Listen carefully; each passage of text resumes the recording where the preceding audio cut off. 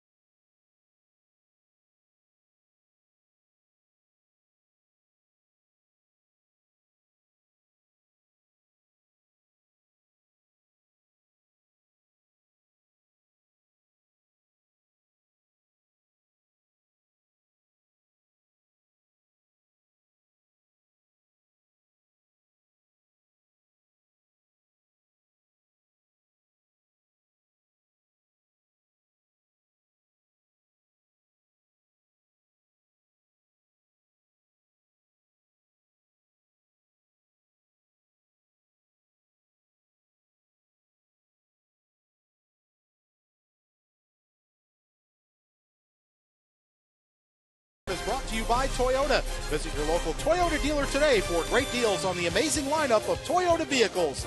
Toyota, moving forward. And we welcome you back to Roger Dean Stadium as we get ready for spring training baseball. Today's game is brought to you on Fox Sports Florida in high definition by H.H. Gregg.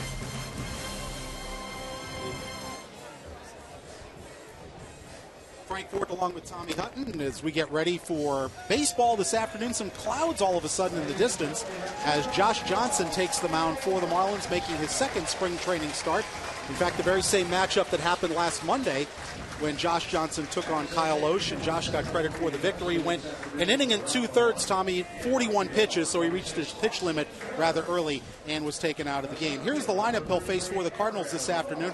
Eric Komatsu leads it off in left field. Yadier Molina behind the plate. Lance Berkman, the switch hitter, will DH today.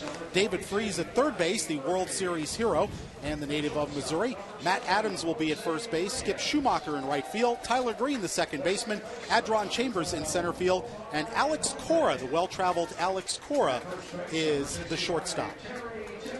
And Frank, we talked a lot about Josh Johnson in our open, and the thing that stood out in his first outing of the spring against the St. Louis Cardinals, even though he didn't go the full 2 innings, in talking to some scouts after the game, they liked the fluidity he had with his delivery. It was nice and easy. He got the fastball 93, 94, and I think as the spring progresses, you'll see that velocity go up a little bit. But the whole key is for him to leave every start, feel healthy, and be nice and loose when he goes out there on the mound. Take a look at the defense for this afternoon game. Always some sunshine to battle in Florida.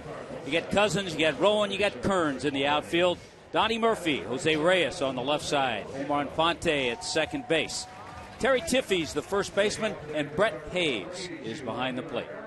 Witnessing a couple of Josh's bullpen sessions this spring, the ball seems to be coming out of his hand very nicely, and that's what the Marlins want to see, just build him back up, because his health and his production this year exceptionally important to what this Marlins team wants to do. He is the anchor of the new look starting rotation as Eric Komatsu takes strike one to begin this afternoon's game. The other thing, Frank, about his outing last time, JJ threw some curveballs, he threw some changeups, he threw a few sliders. And in talking to Brett Hayes, his catcher today, Brett said he wanted to really make sure he attacked the hitters in this one today. Yeah, the one thing about JJ starts last year, as dominant as he was, because he held batters to something like a 185 average, is his pitch count got elevated early in the early innings, and he couldn't go past the fifth or sixth inning sometimes. Very frustrating, because a lot of times the game would be a close game. The other team would have trouble getting base hits, scoring runs, and then all of a sudden JJ, because of that pitch count, would have to leave. High chopper to Murphy. Long throw is just in time to get Komatsu. That's a nice play for a guy who's battling for a position on this ball club where he can play all the infield spots, shortstop, second base, and third base today for Donnie Murphy. This is not an easy play. He has to backpedal. Komatsu has speed, and he gets enough on the throw to just get him. And that'll bring up the catcher, Yadier Molina, who just recently signed a big new contract for the Cardinals. Fouls off the first pitch. Molina, of course, one of the great defensive catchers in the game of baseball. And of course, playing now for Mike Matheny, who himself was a three-time Gold Glove winner behind the plate. And Molina has one more than that. Austin Kearns over toward the Cardinal bullpen, runs out of room. Yeah, Molina with 4 straight Gold Gloves. Did you have the same feeling, Frank, that I did when the Marlins, I might add, and the Cardinals lost out on the Albert Pujols bidding? I had the feeling that they had to sign Yadier Molina. Yeah, I got that same feeling.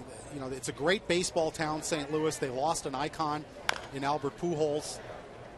You want to keep around a guy who's not necessarily the face of the franchise, but a big key to this Cardinal team and the success they had in winning the World Series last year, and that's the guy behind the plate. Does a great job handling the pitchers, shuts down the other team's running games, and certainly handles the bat well. So this is a guy that once they didn't have Pujols anymore, you figured they've got to lock somebody up. Hey, and good news for JJ early on. He's thrown 8 pitches, 7 strikes, so he's attacking that strike zone. And I transposed my numbers from last year. In his 9 starts, he held opposing batters to a 158 batting average. Wow. That's incredible. For a starting pitcher, that's nothing short of amazing. But again, the pitch counts got elevated early in games, and that was the one thing, if you were going to take issue with, batters seem to be fouling off a lot of pitches.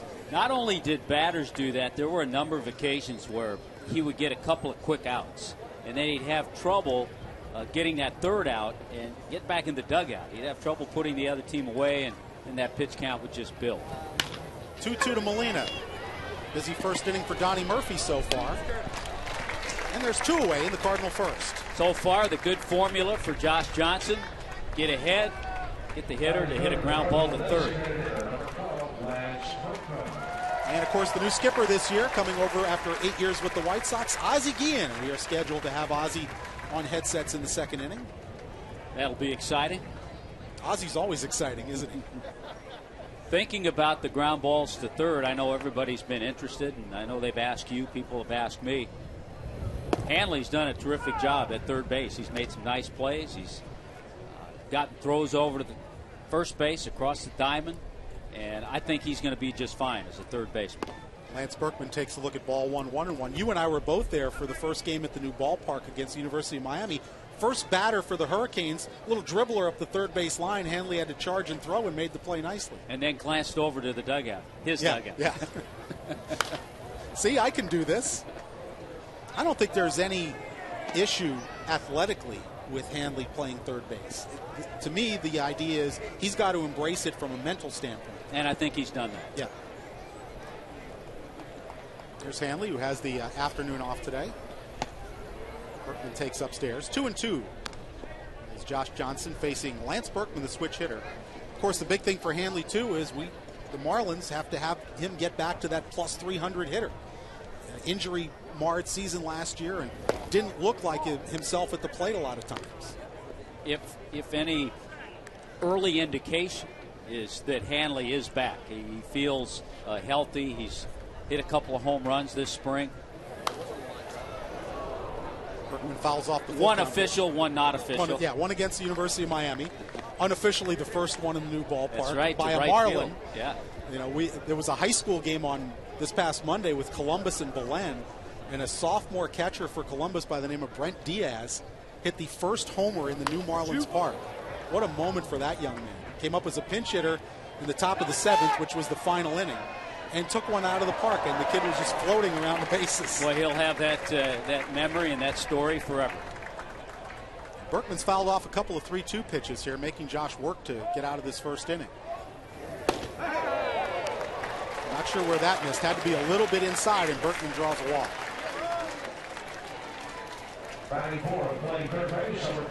And that'll bring up the guy who may never have to buy another meal in the city of St. Louis, David Freese. Grew up just outside the city and the World Series hero for the Cardinals last season.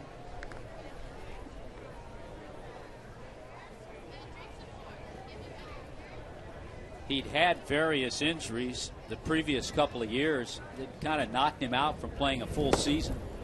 But he certainly made the most of postseason MVP of the Championship Series and the World Series. Had an unbelievable postseason. Hollywood script type of thing. Here's one of those situations, Frank. 2 quick outs, couple ground balls. Berkman worked the count, fouled off a lot of pitches, drew a walk. And now JJ's pitch count starts going up a little bit. 1-1 to Freese as he was fooled. A half swing. There's Josh's numbers, 21 pitches so far.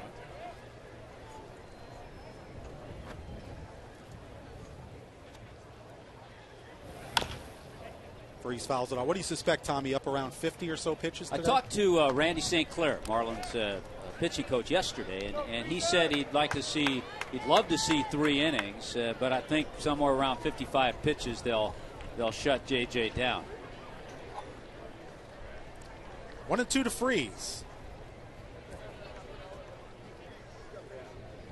Frank Fort and Tommy Hutton with you today on Marlins Baseball, our first of 4 spring training telecasts. Freese takes outside for ball 2. Just a wonderful pitching performance last night against the Nationals. Wade LeBlanc, left-hander, came over from San Diego, went 4 shutout innings, gave up just 1 hit. That was his second appearance of the spring. He pitched, I believe, 2 1/3 or in relief in his first time out. I believe that was in relief of JJ's game. Yes, and he has not given up a run yet, LeBlanc.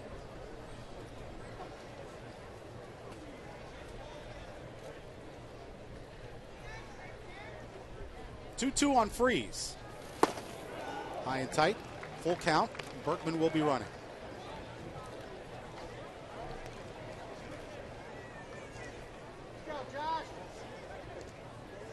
Terry Tiffey, you see at first base, backs off. They won't hold Berkman on the 3-2. Line, right field line, and foul. So we'll do it all over again. Yeah, you see Berkman on the bases. Yeah, I think he becomes a very important part of that Cardinal lineup this year with the absence now of Albert Pujols on his way to the West Coast. They still have a formidable lineup, and you have Holiday, Berkman, Carlos Beltran in that lineup. It's still a good lineup. And you got the complimentary guys like Molina, John Jay, Freese, Schumacher. Still a good team. Alan Craig. And again, foul back. The last two Cardinal hitters have really worked the count. And when you look at the return of Adam Wainwright, who pitched last night for the Cardinals, that, you know, you put another big piece in their rotation. Yeah, Wainwright, a couple of shutout innings. First time that he had pitched in over a year. Another 3-2 to David Freese. Swing and a miss at the breaking ball, and JJ's out of the inning. No runs, no hits. There was a base runner. And no errors for the Marlins. Middle of the first here at Roger Dean Stadium. We're scoreless.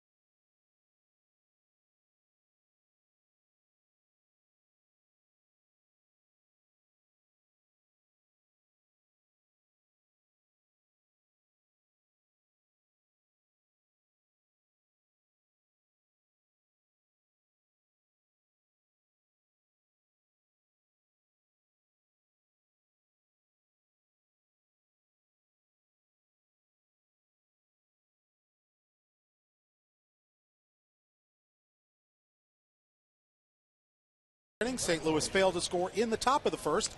And here's the lineup the Marlins will send out this afternoon. Jose Reyes leads it off at shortstop. Omar Infante at second base. John Buck is the designated hitter. Austin Kearns batting cleanup in right field. Aaron Rowan in center. Terry Tiffey is the first baseman. Donnie Murphy at third. Scott Cousins in left. And Brett Hayes behind the plate. They will face Kyle Loesch, making his second start of the spring, coming off a 2011 season where he went 14-8, one off his career high of 15 wins, which happened back in 2008. He made 30 starts. Tommy pitched 188 innings and gave up only 178 hits. Less than a hit an inning for a starting pitcher is outstanding. Yeah, Frank, Kyle Loesch is one of those veteran guys, a solid guy in any rotation. He's in his fifth year now with the St. Louis Cardinals. Originally came up with Minnesota, went on to Cincinnati, a little bit with Philadelphia. But the guy was not overpowering, but has a little sink to his fastball, throws a couple breaking balls, and is a good man for Mike Matheny to have in his rotation. Jose Reyes, the switch batter, will lead it off for the Marlins. Jose off to a very good start this spring. Takes a look at strike one, count even a ball and a strike. Of course, the two studs at the top of the rotation, Wainwright, if everything goes well with him, and Chris Carpenter, the other. That's a good 1-2 punch. A bloop into center field, and Chambers comes over to make the catch for one out. Let's see how the Cardinals set up defensively with Eric Komatsu.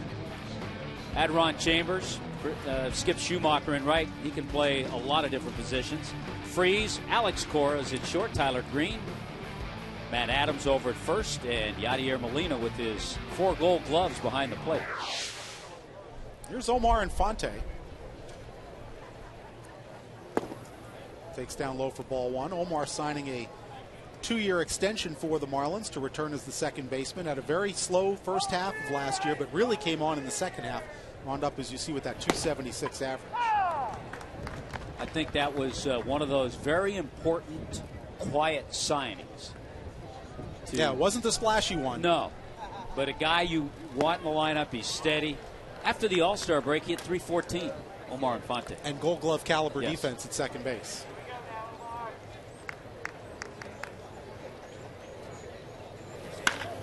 Hard hit, left field. going back, and that ball is out of Roger Dean Stadium. Bases empty, homer for Omar Infante. 1-0 Fish on this Saturday afternoon. Well, Infante did that 7 times last year. That's another little thing that he can add every once in a while. They give you some pop. That's not what you expect out of him, but it's a nice surprise and a good swing on a mistake pitch from Kyle Loesch. Watch where this pitch is. Looks like he gets it up. Infante's able to turn on it and got enough of it. That was a no-doubter. Komatsu went back to the track for a look, but it was well out of here. 1-0 Marlins. And here's John Buck. Takes inside for ball 1. Although it's a game between 2 National League teams, in order to get guys at bats, they're both using designated hitters today.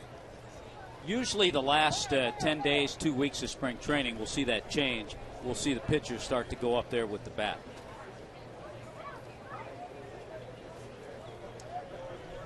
One 1-0 to Buck. Fly ball center field. Chambers with plenty of room. And that's out number 2. So a couple of fly balls to center, sandwiched around an Infante home run, and the Marlins have jumped out to the 1-0 lead. And now Austin Kearns will come to the plate. Former Washington National, signed to a minor league deal by the Marlins coming into this spring training and trying to win a job in the outfield. Really, Tommy, not a lot of jobs open on this Marlins ball club. When you look at the roster, maybe one bullpen spot depending on performance this spring, but it's really the backup outfield spots that where the main competition is going to take place. Yeah, I think there's going to be some really good competition amongst some outfielders and some veteran guys. Kearns, as you mentioned, is 31. Next batter is Aaron Rowan at 34. So guys who have big league experience. They're going to battle with Chris Coughlin, Scott Cousins, Brian Peterson. So it's a good mix. But you figure only a couple of those guys will make the top 25. Here's Aaron Rowan. Takes a fastball for a strike. Rowan, an interesting guy. Of course, former Philly, former San Francisco Giant. Coming off really his worst season in terms of average. But a guy who plays the game very hard. Really is a very savvy player. As he flies into right field. Skip Schumacher has a beat on it. And Rowan will be in that outfield competition. We'll see how it plays out as spring goes along. The side retired in the bottom of the first, but Omar Infante's first home run of the spring off Kyle Loesch as the Marlins up 1-0.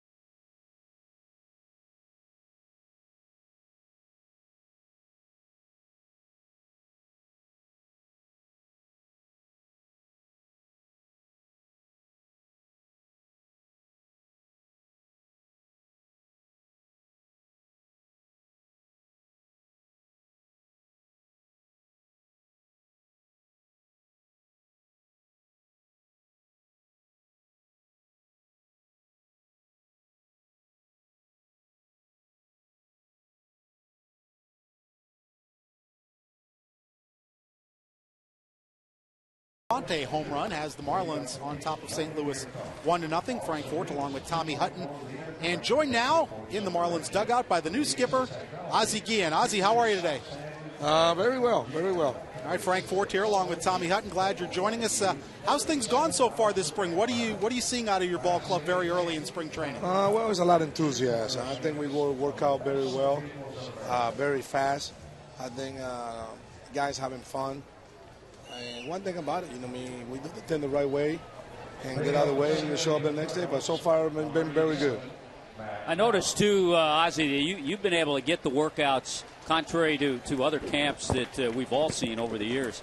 You're able to get things done quickly. You get it done right, get it done quickly, and everybody comes back fresh the next day. Well, every manager, every coaching staff got a different way to handle their situations. My ways, or our ways of coaching staff, You know, I mean, we're not in the instructional league. This is a big league camp.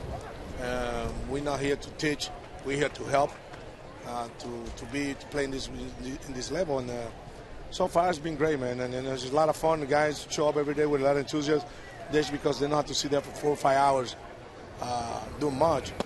The sooner the best you do it, the sooner you get out of camp.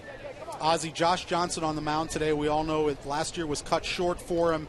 What have you seen so far this spring? He's a very big key to what you're going to do this year. Well, you know, I mean, pitching is everything in baseball. And since the first day in camp, this kid is pain-free, very loose, throwing the ball well.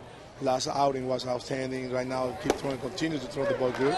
Obviously, we got to monitor him because what he went through last year, and we have to be a little bit careful on how the innings going to pitch, how he's going to handle that situation. But obviously, there's no doubt we have to take care of him. Ozzie, everybody, of course, before spring training started, the Hanley Ramirez story was a big one, but he looks like he's really adjusted and settled in nicely at third base. I keep saying to everybody, don't worry about Hanley. I tweet a couple of times, Hanley's is our problem. Obviously, you know, changing position is not easy, and I expect Hanley to be happy December, January. Show to a spring training with a great attitude, smile on his face, having fun, and that's one thing. There we go. That looked like you, Ozzie. When I was 16. I can't bend over anymore like that. Hey, Ozzie, there's a guy. We talked about Omar last inning when he hit the home run. He is such a quiet player. He does his job professionally, and he makes plays like that all year. I feel proud of him because I know him from when he was in Detroit. You know, how much playing time. He put himself in a great situation, a great opportunity to have success in his game, doing pretty well. But go back to Hanley, I think Reyes, it means a lot to those people. I think Reyes bring good enthusiasm and a great attitude, a little bit of swagger, and I think people love to be around him, and that helped Hanley a lot. And meanwhile, like I always say, we will respect Hanley. We got to love Hanley. The way you got to respect the team, the ball club, and play the game right. He tend to hang around, you know, to take care of that. You know, we treat you like professional, we treat you like a baby, or we treat you like a man. And right now, man, I can be more appreciated and more happy to see Hanley Ramirez, you know, has a smile on their face and his face, having fun, playing the game, having fun, not doing all the thing we do before the game, and it's been great. Hopefully, we keep it up that way. I expect Hanley to show up every day with a smiling to people and that, but hopefully you know, a good percentage of the time do it. Ozzie, with a guy like Reyes at the top of the lineup, potentially Emilio Bonifacio behind him, if they get on base at their career averages, do you anticipate being very aggressive on the base paths? Oh, that's my game. You know what I mean? I love, you know, you see a couple games yesterday, we scored one run, still second base with 2 outs, say when we did it against New York Mets. We got to see, I'm not going to wait for Stanton and Hanley hit a home run. We got to create some runs. The only way we will create some runs, get on base, and people in the motion, and that's why we're going to do it. You had a game like that just a few days ago when Hanley beat out an infield base hit, and that opened up the whole inning. Oh, that's how it happened. Hanley walked, and in the Mets, we got put in first and second. We scored a couple runs with 2 out. You know, I mean, just little thing people not see. That's what we're going to need to compete. And that come up with, like, you know, we hustle, be there and give you a good percent to the thing to throw, and hopefully, you know, I mean, it's all about team. You know, it's all about the team. And if we play as a team, we play together, and we stay healthy. It's going to be a very fun summer. Ozzie, Tommy and I talked last inning about the roster. There doesn't seem to be a lot of spots open. As a manager, you want competition, but really, is a lot of this roster in your mind set, and there's only a couple of spots? No, right now I'm still looking to flip our players, and we're looking for right-hander, the bench, the second spot with who's going to be,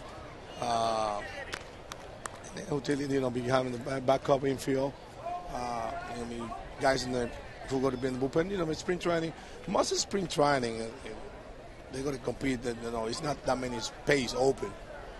When there's a lot of space open, that means you got a great chance to finish last place.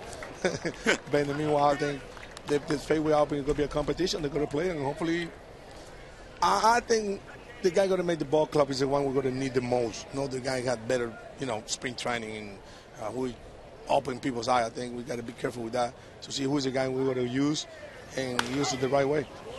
Ozzie, you talked about competition. It's going to be a lot of competition in the National League East this year, too. Love it. You know what? You want to be the best, you have to beat the best. And I think that's a great thing to have. I did in the past. And, early in my career as a manager, we got a great competition in American League Central. I'm looking forward to compete against the best. And I think we have the ball club to do it. All right, second strikeout of the inning for Josh Johnson. Ozzie, thanks for being with us, and best of luck the rest of spring training. All right, guys. Yes, we're going to have fun. Buena suerte. Ozzie Guillen joining us here in the second inning as Josh Johnson strikes out 2, holds the Cardinals off the board. 1-0 Marlins, middle of the second.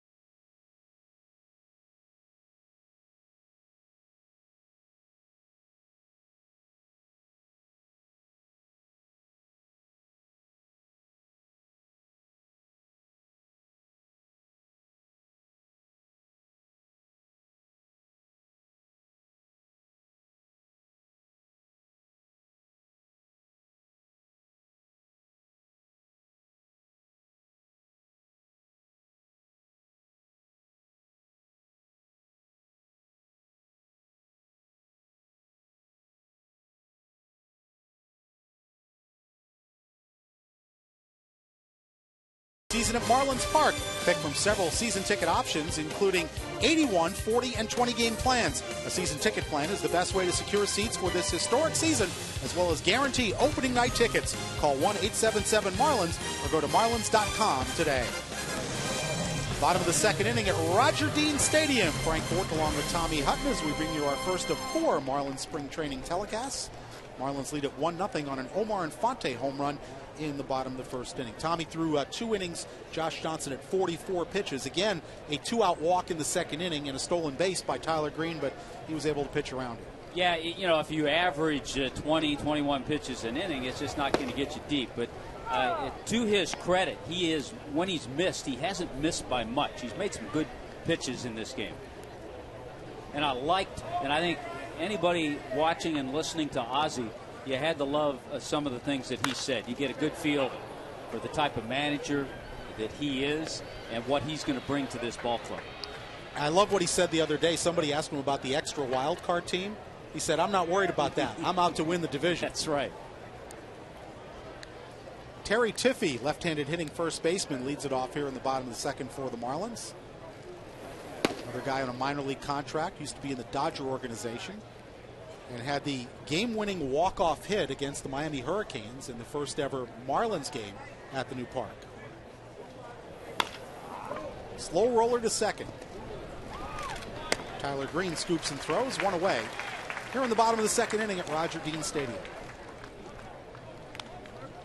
I'll bring up Donnie Murphy playing third base today. And Murph, one of those guys, Tommy, who is in the mix for one of the backup infield jobs. You would think that Greg Dobbs, with his left-hand bat and the year he had and signing a new 2-year contract, he's locked into one of those backup infield spots. And Murphy battling for the other one. Hits it to Alex Cora, who throws across for out number 2.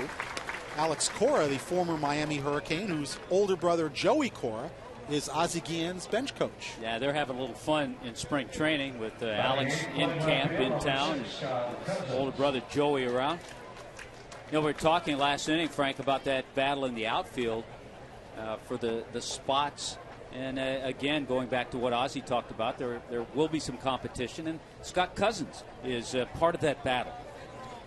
Scott Cousins, who of course had the injury-plagued season last year after the play where he bowled over Buster Posey. We'll get into that more, but this is the outfield logjam you're talking about. Yeah, and if you look at that, realistically, you expect 2 of those guys to be on this ball club, I would think. Scott Cousins, of course, had a very tough season and off-season mentally. There were people in San Francisco very upset. There were threats made. Scott had to deal with all that because of the Buster Posey injury, and I found it interesting. He makes his home out there. Yeah, talking to Aaron Rowan, the former Giant, he called one of the Marlins that he knows and said, make sure you tell Scott that the vast majority of the Giants weren't upset with him. They thought it was a good, hard baseball play and that he shouldn't get down about it. And I thought that was very interesting that Rowan said that. Yeah, it's a tough call for teammates. They certainly want to back their teammate in Scott Posey or Buster Posey. Who, by the way, caught yesterday for the first time this spring, caught a couple of innings. But Buster Posey is back healthy. The Giants want to have him catch. They want to have him play a little first base. But, yeah, it was a tough offseason for Scott Cousins. And, of course, he himself battled a back injury after that and missed most of the rest of the year. So he's had to work his way through a lot of things. But he's off to a nice start this spring training. As Tommy mentioned, battling for one of those outfield spots. Out of the University of San Francisco. Excellent defender, terrific throwing arm, and a left-hand bat. Good speed on the bases. So he brings some things to the table. Full count to Cousins.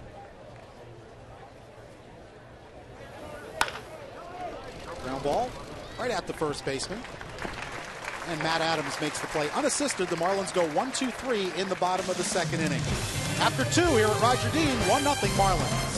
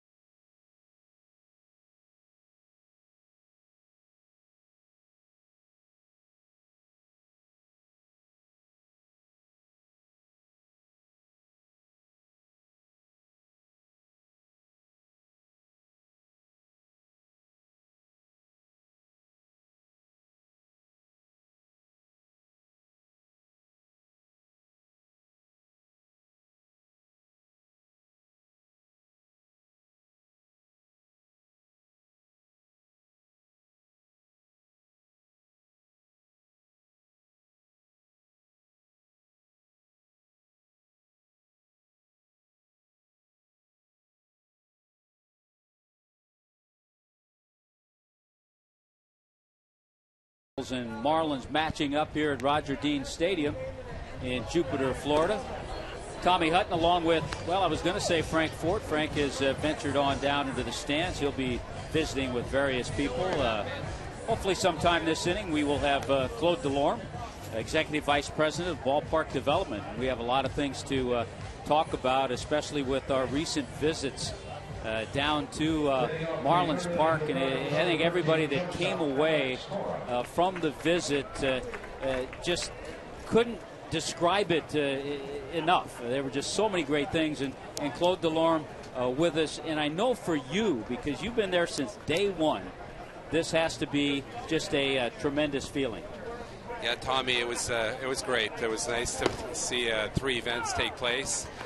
We had the first one was with just over 5,000 people, and then the second day with UM, we had the Belen Columbus game the Monday, and then the UM day with just over 10,000, and then we finished it off with the FIU with just under 50,000 people. So it worked out really great for us. And they call these in the biz, I guess, soft openings. How did everything go, and what do you look for down the road as the attendance gets a little bit more? Yeah, you know what? A soft opening is not always easy because when you ask the concessionaire and the parking and all that. So, but that's what it was all about for us, to really allow people to see what the experience was like getting in the parking garages, see how it went on the concession side. And there were long lines on Monday and Tuesday. We made a lot of changes to address that for Wednesday, and really allowed us to for the staff to get comfortable with the facility, and for us to get everything activated. So it was a critical component for us. One hopper by Alex Cora, fielded by Jose Reyes to make the out. And I guess you look ahead now to the next big events, the two exhibition games, April 1st and April 2nd against the Yankees. Yeah, that's correct, Tommy. We've got 3 weeks to address a lot of the issues, finish the ballpark, and still a fair amount of work. We're finishing off the Clevelander area, the Taste of Miami, and the upper deck, which is our Vista level, and our suites. And we're expecting 25,000 for which was already sold out for the Yankee game, the first one, and we're down to a few hundred tickets for the Monday game, which is the second in which we'll have 30,000 people present. So those are the next 2 tests, and then the fourth, of course, which is our home opener, which we already know we're sold out for that one. Ball spanked sharply by Eric Komatsu, and you talked about the home opener. I can kind of segue to that. Hopefully, a lot of people, a lot of Marlins fans certainly wanting to see Josh Johnson work in that home opener. It looks like his pitch count has gotten up there. We talked about 50, 55 pitches for this outing. Ozzy's going to the mound. He's going to make a move to the left-hander, Dan Jennings, in the bullpen. And I think as you think about his performance today, you saw the pitch count high the first couple of innings. You saw a lot of strikes. You saw misses that were near the strike zone. And J.J. overall, I think he'll come away from this outing feeling pretty good. And Claude, as long as J.J.'s going out, we have Dan Jennings coming in. We have time to talk some more about the new ballpark, and we have some video. Any surprises for you in some of the early events? No, I think it's pretty well as scripted. We did expect to encounter some issues during the soft events, and this is the first time that the staffing was in place. What's kind of strange is you're in a construction zone, Tommy, for until 3 p.m. each day. Convert that, clean the facility, and get ready for the staff to start entertaining and meeting the guests as of 5 p.m. So it was quite the transition from construction to operations. But really pleased that we did it. And no, I think when you look at it, it's really attention to details, and it's the micro details, because you're dealing with a building that's 928,000 square feet. So you really have to carve out every room of the facility and make sure that everything is working, from the audio-visual to the furniture, fixture, and entertainment, and everything that's consisting of that space. From the walls to the ceilings, etc. In some of that video, we saw the home run feature. Will that be operable for the 2 exhibition games against the Yankees? Yes, the home run feature will start April 1st, and we just saw the aquarium as well. Which aquariums we do have about 25 fish in there, and that's going to increase to about just over 100 by April 1st. New pitcher on the mound for the Miami Marlins, and we're certainly getting you all used to that, is Dan Jennings, who certainly figures maybe not in the mix, and possibly in the mix this year. It's a young left-hander that has good stuff, and depending on how things work out in the bullpen, he's going to get an opportunity. So remember the name, Dan Jennings. So for J.J. in his outing against St. Louis, 2 1/3 innings. Gave up just 1 base hit through 52 pitches, so he was closing on that 55 mark. So with 1 down, and Komatsu over at first base, he gives way to Dan Jennings. In the air, a nice leap by Reyes, and Molina is out. They're 2 down. Anything that fans, Claude, came up to you after some of the soft openings with questions or problems or things like that? Yeah, definitely, Tommy. We ended up getting a lot of feedback from the fans, and overall, the people love the building. The comments were extremely favorable on the view of downtown with the operable wall, the aquariums, and just the sight lines, the colors in the building. I mean, I think the large majority had nothing but outstanding comments, and there was also constructive criticism in terms of our concessions. And the great comment was the quality of the food was there. The lines were a little bit long, so we need to work on that component. There were concession stands that weren't quite finished, so that kind of created certain limitations for us, and all that will be resolved by April 1st. But definitely still a lot of work to do on our transportation, and we'll make several announcements in the next few weeks as to our plan as it relates to how people can get there. And when you've got 25 and 30,000 people coming out to the building, we want to make sure that people know their options. Ball squibs away from Donnie Murphy, but Reyes right there on the spot to complete the play. That'll go 5-6-3. Nicely done by Donnie Murphy and Jose Reyes. Nicely done by Claude Delorme. We look forward to opening day. Thanks, Claude. Okay, thanks, Tommy.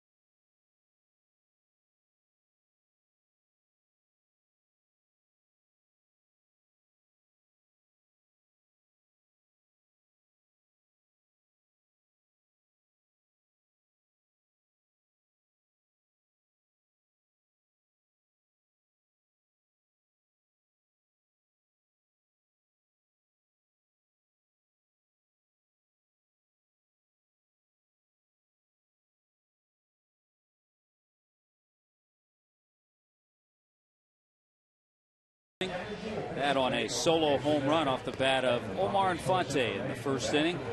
Josh Johnson went 2 1/3, 52 pitches for JJ. He gives way to Dan Jennings. Kyle Loesch has been very efficient with his pitches. Kyle Loesch in his career faced the Marlins a number of times, 6 career starts against Miami. His record 2-2, but an ERA a little over 5. But certainly fits into that Cardinal rotation along with Carpenter, Wainwright, Jaime Garcia, and Jake Westbrook. Brett Hayes will step in here in the bottom of the 3rd inning. And again, as you watch players throughout spring training, limited action for Brett, but he'll get his at-bats as things go on. He's 1 for 2 so far on the spring. Hits this one high in the air, but shallow down the left field line. Racing over just into foul territory is Eric Komatsu. And Brett Hayes is retired. And that'll bring up the top of the order, Jose Reyes. Talk about Reyes and the excitement that he brings. The Marlins played a night game last night. They faced Washington. They faced Steven Strasburg. And Jose Reyes tripled, got things going, tripled into left center. Came in to score. Had a couple of hits in that game. 31 doubles, 16 triples last year for Jose Reyes, along with a National League batting title.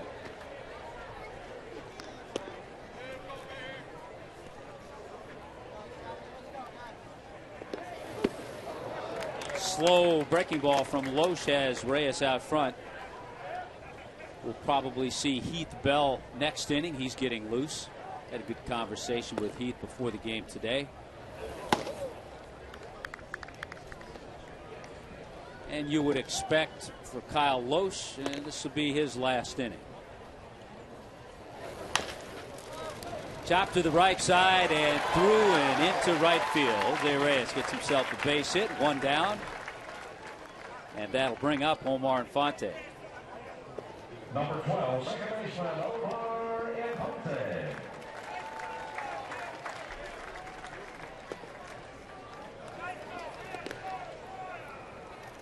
The one thing Frank was talking about with the 2 switch hitters, for the most part, Infante will hit down in the lineup a little bit, and that could change. But a good chance to see speed with Jose Reyes, Emilio Bonifacio, and Hanley Ramirez hitting in that number 3 spot.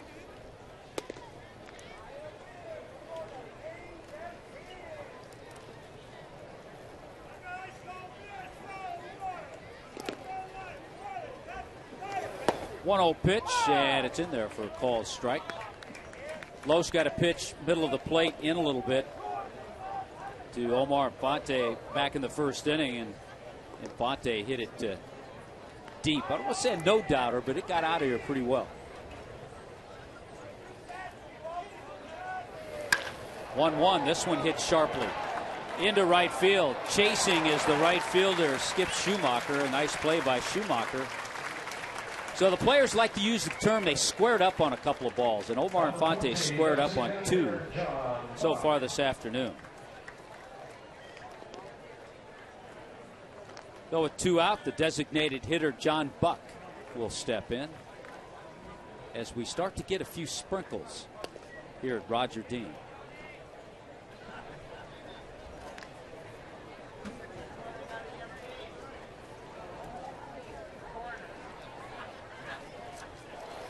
John Buck was a busy catcher last year. He was in 140 games. He started 129.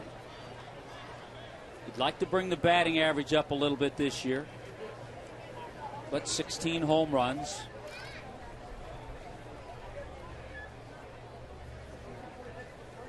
Of course, John, an all-star with the Toronto Blue Jays in 2010.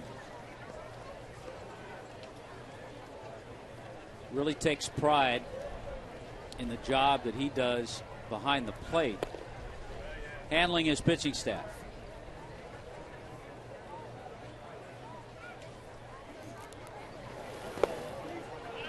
And another guy who takes a lot of pride in doing that behind the plate. Nicely done by Yadier Molina. As we've mentioned, a 4-time Gold Glover. Hard to take the Gold Glove away from that guy.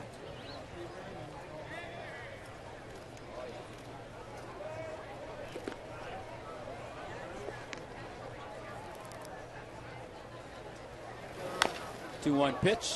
Chopper evens the count at 2-2. The Marlins come into play early here in spring training, a 3-2 record. Enjoying their 10th spring here at Roger Dean Stadium in Jupiter, one of the nicest complexes in the Grapefruit League. 2-2 just misses. Run the count full, and that'll send Jose Reyes on the move with a 3-2 2-out pitch coming up.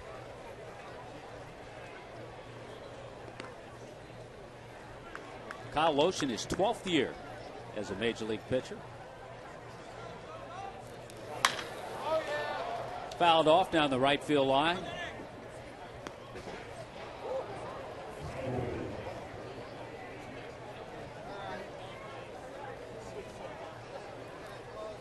Yeah, one of the other questions about the new ballpark, a lot of people are wondering how it's going to play. Is it going to play as a hitter's park? Is it going to play as a pitcher's park? I think we'll just find out as the season goes on. Hard to tell in a few exhibition games. The one thought was with the roof closed, it seemed to play in favor of the pitcher. And with the roof opened, it seemed to play in favor of the hitter. But that could change.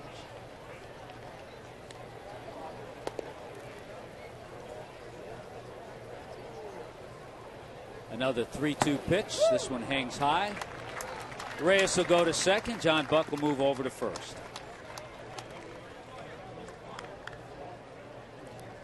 Number 26, right fielder. First walk issued by Kyle Loesch.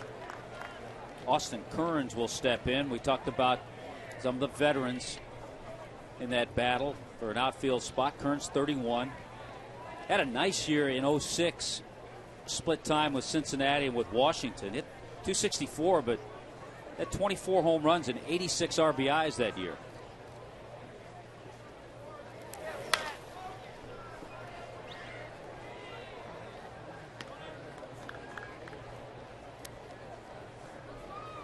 So far early on in the spring, Austin Kearns has a couple of hits. One of those, a home run.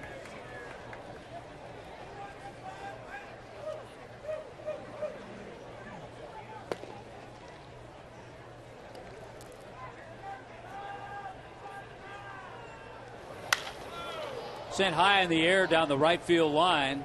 Starting to tail a little, but Schumacher is there and Makes a catch in foul territory. That's going to do it for the Marlins in the third inning. After 3 here in Jupiter, it's 1-0 Miami.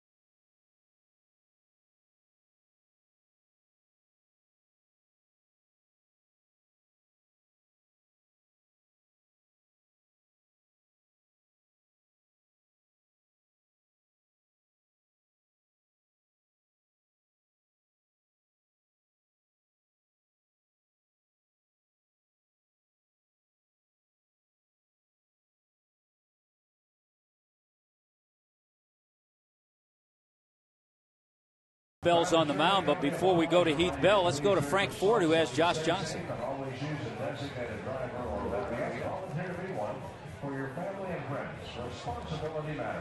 Well, we will go to Frank Ford, who will have Josh Johnson, because Frank always gets his man.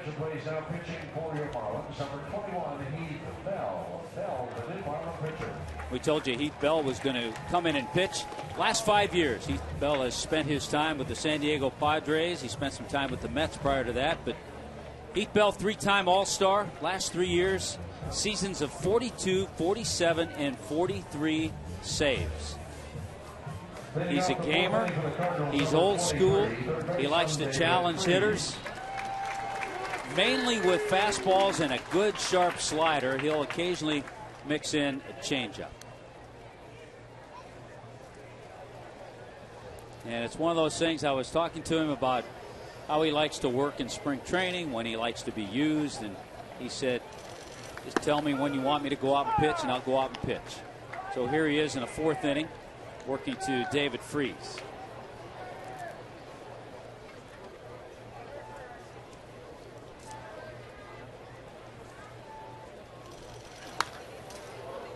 Foul back and quickly 0-2, and it's a trend that Heath Bell has. He likes to get ahead. He likes to attack hitters. Facing, as we told you, a guy who was a postseason hero. David Freese at .397 had 5 home runs in the postseason for the world champs. But not going to get that breaking ball, and quickly on 3 pitches, Freese is gone.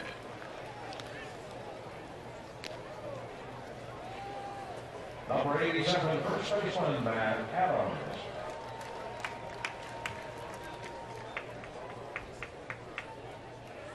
Power hitting Matt Adams steps in at last year in Double-A, 32 home runs. Well, I said Frank Ford always gets his man. I think he lost out on JJ, but he came up looking pretty good. Frank, who you with? Yes, with the Fox Sports Florida girls, Jordana and Annie Lee. So I know you guys have been down in the new ballpark, but what about spring training? You enjoying yourself up here, even though we're getting rained on a little bit? Yeah, it's awesome. It's a great day here, and we're just really excited for the season to start. Now, you guys are into baseball. How can the fans connect with both you and Annie Lee during the course of the season through our various social media?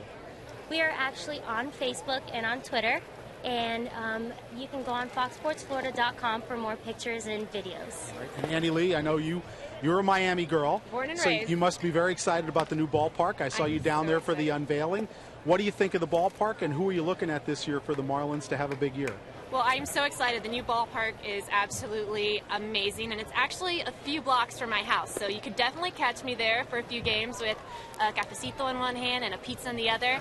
This year, I'm definitely looking forward to Jose Reyes, the speed that he's bringing to the lineup, and Carlos Zambrano. Very, very good pitcher. That will be must-watch baseball. All right, it sounds good. Now, you're going to be making some appearances. You make appearances around all our professional sports teams that we have on Fox Sports Florida and Sun Sports. Do you have a particular favorite sport? Do you enjoy one more necessarily than the other? Well, Well, right now, our Miami Heat is on a roll, and I love watching every game. I mean, and I love the Panthers equally. And Miami Marlins baseball, I mean, I'm so excited for this new season. So you're down with the name change to Miami Marlins, right? Absolutely. Coming from a Miami girl, so excited. And we also love the logo. You do? Well, you're in your orange I love Fox it. Sports Florida girl shirt. This is the new color. It works on you. It does. We love it. We really do. I know you guys were talking about buying some gear before. Did you make a trip to the team shop yet? We did. We really did.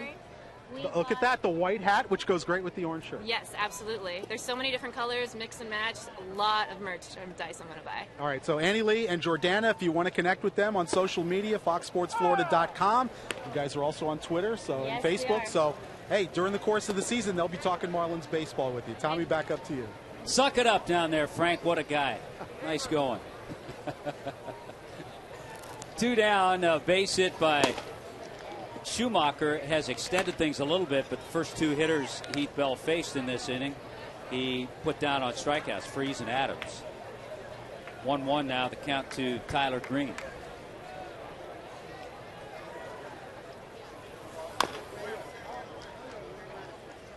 Pretty good pitch. That might have been the changeup from Heath Bell. Heath Bell, an all-star the last 3 years. Will bring energy to the bullpen. We've talked about guys at the top of the order, especially Jose Reyes and the energy he brings. A guy like Heath Bell is great to have around. He has fun. He's serious. He goes about his business the right way.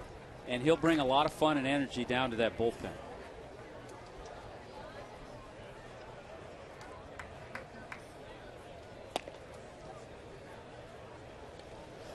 One-two pitch, slider misses. If you think about it now, remember where the Marlins used to play.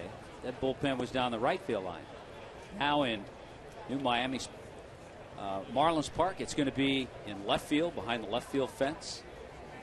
Marlins dugout in New Marlins Park will be on the third base side. Ball fouled back, caught a bit of our microphone behind home plate.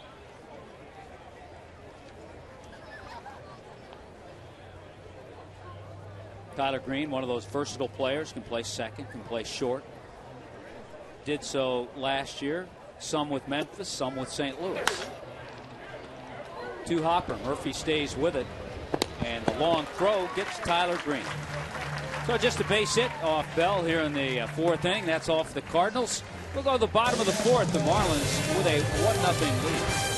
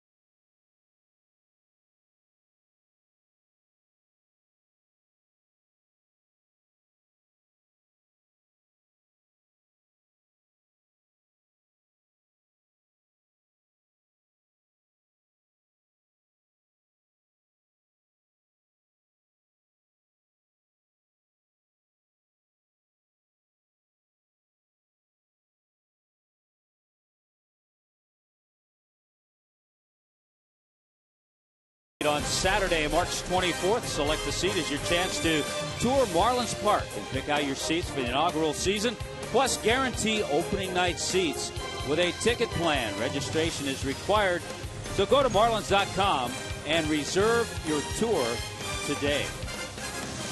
We're happy that you have reserved your time with us today for this first telecast on Fox Sports Florida. Lance Lynn, the new pitcher for the St. Louis Cardinals, as we head to the bottom of the 4th inning. Marlins with a 1-0 lead that came in the 1st inning. That 1 run on a solo home run hit by Omar Infante. Josh Johnson went 2 1/3 innings.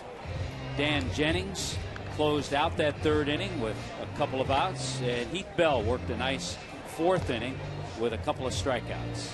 Yeah, it looks like left-hander Mike Dunn is going to come on and pitch next. It's a bullpen that is going to have, I think, a little more experience, certainly with Heath Bell at the end of things, closing games out. And as you looked at Mike Dunn, it's a bullpen that will have a nice left-hander in Dunn. And Randy Choate, the other left-hander, out of that bullpen. Aaron Rowan starts things here in the bottom of the fourth inning. Rowan flied out to right field his first time up.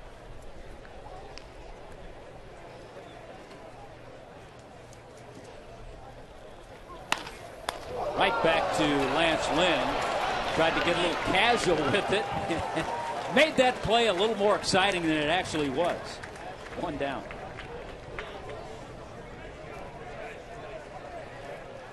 Got me more excited than I should have been on that tapper back to the mound.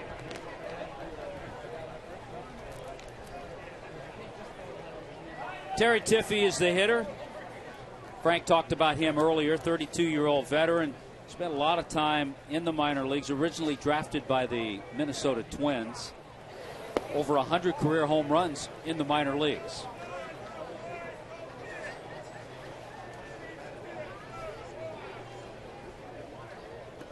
Tiffey getting a chance to play a little first base. Gabby Sanchez, of course, will be there for the Marlins. This ball stroked and picked by Freese.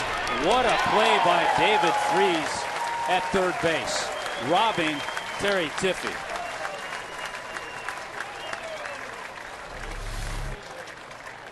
Way off the line with Tiffey up there left-handed. Freese to the line, picks it, and then straightened up and made a strong throw over to first base. Nicely done. 2 quick outs, and that brings up Donnie Murphy.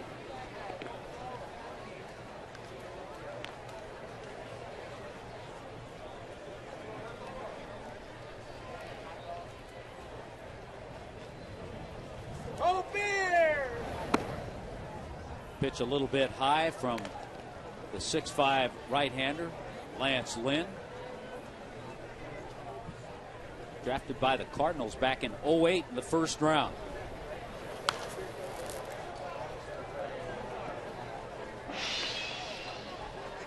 Count evens out 1-1. Had some intermittent showers here in Jupiter.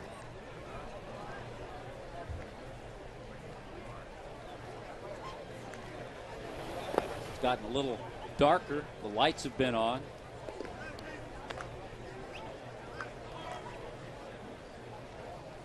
Lance Lynn appeared in 18 games last year with St. Louis.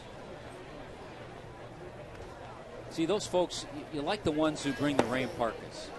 They have come prepared. They're not going to leave. They don't have to find cover.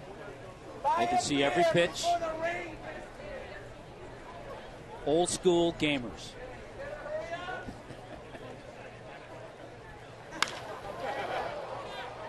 Lofted into right field, fairly deep. Back on the track is Schumacher, and it's off the wall. Schumacher can't get it. Some power to the opposite field. Off the bat of Donnie Murphy, and Murphy in with a stand-up triple. I think the win that time fooled Skip Schumacher in right field because that ball kept drifting and drifting and drifting. Murphy ends up with a 2-out triple, and that'll bring up Scott Cousins. Fastball, middle of the plate. Murphy's got a little pop, and that ball got over the head of Schumacher. It was hit well, and Donnie ends up at third base.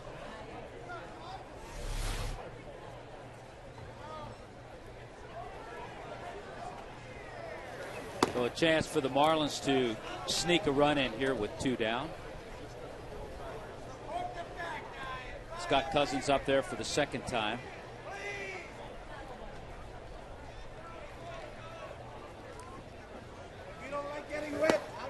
Fastball finds that strike zone, and the count evens 1-1.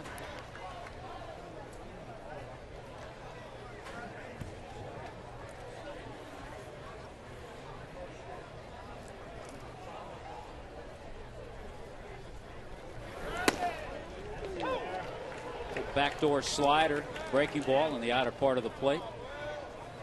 So Lance Lynn gets ahead 1-2 to Scott Cousins, who has some power. Terrific outfielder, can play all three outfield positions. Tried to get him to chase that slider. So we have the big right-hander out of University of Mississippi going against the left-handed bat of Scott Cousins out of University of San Francisco.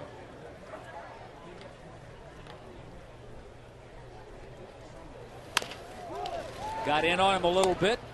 The play made by Adams, and that is all for the Marlins in the fourth inning. They get a base hit, the triple by Murphy, but that's all. 1-0 remains the score. Marlins on top.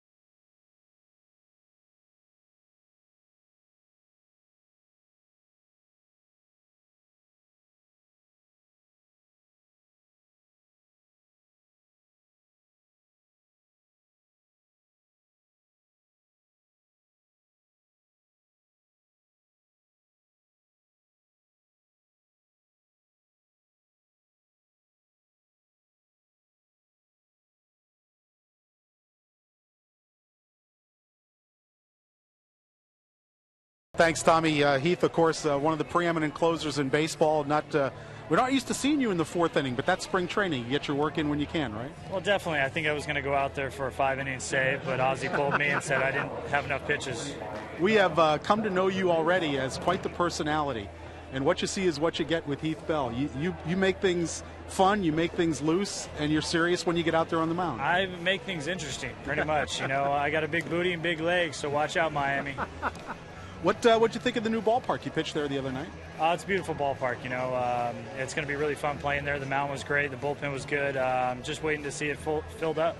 What do you think the vibe is around the club so far? Some new faces, some interesting guys, and playing for Ozzie, it's an interesting dynamic. What's your take so far? I think the take is we're going to have fun. We're going to win a lot of games, and we're not putting any pressure on ourselves to win a bunch of games. Like Ozzie said, we just want you to win one more than the second place, and that's it. All right, one more thing for you. How much, as a closer, how much work do you need in spring training before you feel ready? You know, the thing is that my coach asked me that too, Sinclair, and I just told him give me the ball and I'll just go out there and throw, and I'll go out and pitch rather. And if you want me to go back-to-back days, you want me to throw 10 innings, 15 innings, you know, it's your call. You're the coach. Just give me the ball and I'll throw the ball. All right, thanks, Heath. That's typical Heath Bell. Don't overthink things, guys. Tommy's back up to you. Yeah, Frank, we try to do that too. We try not to overthink things. Mike Nunn on the mound, working here in the fifth inning, working to Adron Chambers. And I have my man. I know Frank gets his men down in the dugout. I have my man, Larry Beinfest, up in the booth. Thanks for stopping by, Larry. I've never been accused of overthinking. That's for sure. And what do we need to do, Tommy? Put a roof on this place now, too? Well, yeah, we can't have everything, but Marlins president of baseball operations, happy to stop by. And what are your impressions early on in spring training? How have you felt things have gone? Well, I think they've gone well. I think it's been an interesting week. You know, we had the 2 games in the ballpark and then a night game last night. And we're back at it today and some little bit of a shower. But, you know, Tommy, when things are relatively quiet, that's a good thing in spring training. And, you know, we've had a few nicks and a few aches, which is normal when guys start to play back-to-back and they're on their feet and etc. But, you know, a little bit of a scare with Anibal Sanchez with the shoulder, but he looks like he's on his way back and feeling well. And, yeah, talk about that, because I know it was one of the things we haven't gotten to yet, but I know he's had a couple of nice side sessions, and I think he's scheduled to pitch next week. Yeah, I mean, it's tentative, maybe midweek next week. Again, when spring training, you can stay flexible and move things around, and I know we want him to feel well, and he does say he feels well, so that's the important thing. And you know, with these games, you look at Jose Reyes out there now on a wet field, you start to get a little nervous. And really with spring training, you just want the guys to get their work in, like Heath Bell said. Get the work in, and feel good about things and kind of just get ready for the season. Fastball gets away from Brett Hayes. That sends Chambers on to second base, probably be a pass ball. When you talk about players getting their work in, let's focus in on Mike Dunn last year. 72 games. He pitched a lot of games. He had some upside. He had some downside. What do you look forward in seeing Mike Dunn this year? A lot of things with Mike is just strikes, which, you can talk about that with a lot of pitchers, but if you throw strikes, his stuff is good enough to get anybody out in the league. And, we saw it when you paired him with Randy Choate. It was a pretty nice tandem of lefties that we can use out of the pen, but Mike's got the right makeup. He's a bulldog. He's not scared of anything. It's just strikes for him. Nicely done by Alex Cora, but that, I guess, was kind of expected. I'm sure his older brother said, you better get that sacrifice bunt down. You've done that for a long time. But job well done by Cora, moving Chambers over to third. And I would expect the infield will come in with one down. Back to the top of the order, Eric Komatsu. May as well practice it now. That's what it's for, to, in game conditions, to practice things and see if we can cut the run off here. Well, and I think, too, you get a chance to see Donnie Murphy at third base. He's a guy who's shown the club he can play third, he can play short, he can play second. He has to show it. Again, that's, for Donnie to make the club, he's got to be a utility guy and be able to play all over the diamond. And he's shown that. He can play all three and play them well. So, this is a good opportunity for him with Hanley with the day off today after playing back-to-back for him to get a little time over at third. Well, we'll have a little time to chat because it looks like C.B. Buckner made the first call in calling the players off the field as the rain continues. It's a little steadier, but we'll stay here. We'll chat with Larry Beinfest about some of the other pitchers. What were your impressions of J.J. today? As long as he's healthy, Tommy, it's good. I can gripe a little bit about the pitch efficiency again and be able to go a little bit deeper into the game, but hey, we'll take it. He feels well. The stuff obviously is very good, and we'll take it what it is. So. Yeah, I think everybody came away from that his last time out, that he was throwing free and easy. Looked like he was doing the same today. Yeah, no, he looks like JJ, and he's real upbeat, and we all know the importance that he has on our pitching staff and to our ball club in general. So, again, as long as he's healthy, we know he's going to be fine, and we're just looking forward to him getting ready for April 4th. How was his velocity today? It looked good. I was up in the box actually talking to some people, but our people down in the stands, right around 92, which is fine. Nobody's really tuning it up this early in spring training. It's only a second time out. You don't see the velocity until you start to get into the second half of spring training. For him to sit at 91, 92 today is fine. Let's talk about one of the other acquisitions, a nice one that certainly fit in well with the starting rotation, and that's Mark Burley. He's a veteran. He has a tremendous track record, and he's pitched. He pitched against the college team the other night, but he pitched the way you expected him to. Well, it's never 91, 92. Yeah.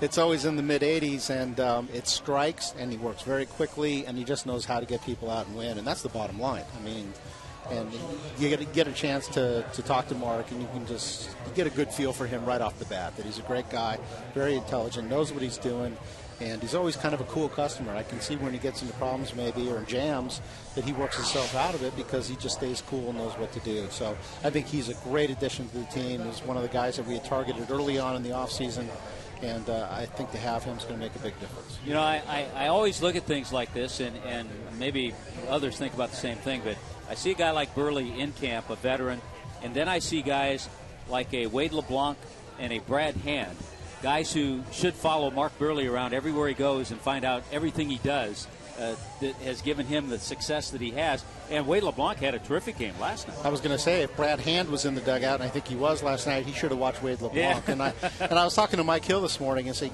how many of our pitchers were sitting there last night saying, hey, look, if I throw strikes and mix it up and go in and out and up and down in the zone, I can get people out and work through this pretty quickly. It was outstanding. And this is a very difficult game played at this level. Great hitters you're facing every night. Sometimes it's just simple. You just change it up. You throw strikes. You don't give people too much credit. You let them put the ball in play, and sure enough, it's exactly what Wade LeBlanc did last night. Again, it's March, and it doesn't count, but if you want to make this team, and you want to show yourself well, then he did exactly that. 4 shutout innings, gave up just 1 hit to the Nationals last night. Tell us how everything fell into place in the acquisition of Carlos Zambrano. How did that all come down? Well, we had a lot of discussions with Ozzie. He was kind of the point guy on the Zambrano deal. You know, he knows Carlos very well. They have a long history together, and he just had ultimate confidence that, you know, change of scenery, and with him here in our market, on this team, and on a 1-year deal, that all those things were working in the favor of him having a bounce-back year and really having a good year for us. So, you know, we gave up Chris Volstad, obviously a South Floridian and a good young pitcher, but at the same time, an opportunity to get a guy that's won the way Carlos has, and his competitiveness and kind of the, you know, a veteran look in the rotation. We thought it was a risk worth taking. And again, a lot of this, and Ozzie's comfortable with it, so I'm not selling him out. He said, hey, get me this guy. I'll keep him under control, and he's going to win for us. Expectations from Zambrano? Expectations are high for Zambrano. I mean, you know, you look back at his career, he's won a ton. He was one of the premier pitchers in the league, and obviously got a big deal from the Cubs because of that. I agree, though. I think a lot of things are working in a positive direction for Carlos here. I think he's comfortable. Obviously, Ozzie has a lot to do with that, but guys are hungry on a 1-year deal. He's only 31 years old, right in there, so he's got another deal coming if he pitches well. And I think he'll be comfortable here. I think there's a lot of good things going on in our clubhouse. I think he fits in, and definitely risk worth taking, and we have expectations for him. And if he pitches in the back end of the rotation, and we're looking at 12-plus wins, then you're going to be pretty good. That's pretty good to come out of your number 4 or 5 guy. Now, all the talk so much, even before spring training started, surrounded Hanley Ramirez, shifting to third. How was his shoulder? How's his health? How's everything going to be? And so far, so good. Hanley has looked terrific this spring. Well, no question about it. And, you know, I was watching the left side of that infield last night, and unfortunately we weren't on TV last night, but watching Reyes and Hanley next to each other is something to watch. And there's Hanley again going deep, opposite field in the new ballpark, so hopefully we'll see that a bunch. It was exciting to watch. He's had a great attitude. He's embraced third base. He's worked hard over there. He worked extremely hard this winter on rehabbing that left shoulder. Obviously, it looks well the way he's swinging the bat here early in camp. Made a great play to his left last night. And again, you know, the fans, when you get a chance to watch him on TV or at the new ballpark, it's pretty exciting to see those two guys lined up together. Yeah, he's made plays. He made a nice play coming in on a ball in that game against the University of Miami. He's gone to his left. He's straightened up. He's made some good throws. Here's that play coming in on. So it's just good to see Hanley, as you said, embrace that. And I don't think you ever thought that he would. You don't make the move, Tom. You don't make the kind of investment that you make in Reyes, knowing you have Hanley Ramirez here and under contract, unless you're completely comfortable. And again, we just saw on the slow roller, there was zero really hesitation you know, in the office there that he wasn't going to be able to play third and play it well. We talked to our field staff, and when you athlete of the caliber of Hanley Ramirez, he can do anything on the baseball field. There's not many guys like that, but he's going to be fine over there at third. Sure, is he going to make a few errors? Yeah, of course he is. And it's a new position to him, but at the same time, he's going to be spectacular alongside the guy that you see next to him. And then you look at those numbers and what they've done, you know, as a career and as a tandem. I think it's going to be a force to deal with, and I hope it is. I tell you what, there aren't many left sides of an infield that have credentials like Jose Reyes, Hanley Ramirez, each with a batting title. Look at all the stolen bases, and then just for fun, you throw in Bonifacio. Well, what you don't see on the graphic, and it was a very nice graphic, but it doesn't show the power, too. Yeah. You know, Jose not so much, but Hanley's a huge power threat, not only with what he can do on the bases, but you know, and that was the thought. Let's get Jose on base and get Bonnie on base. And we saw it last night. Jose triples, Bonnie singles him in. Then we got some power coming up.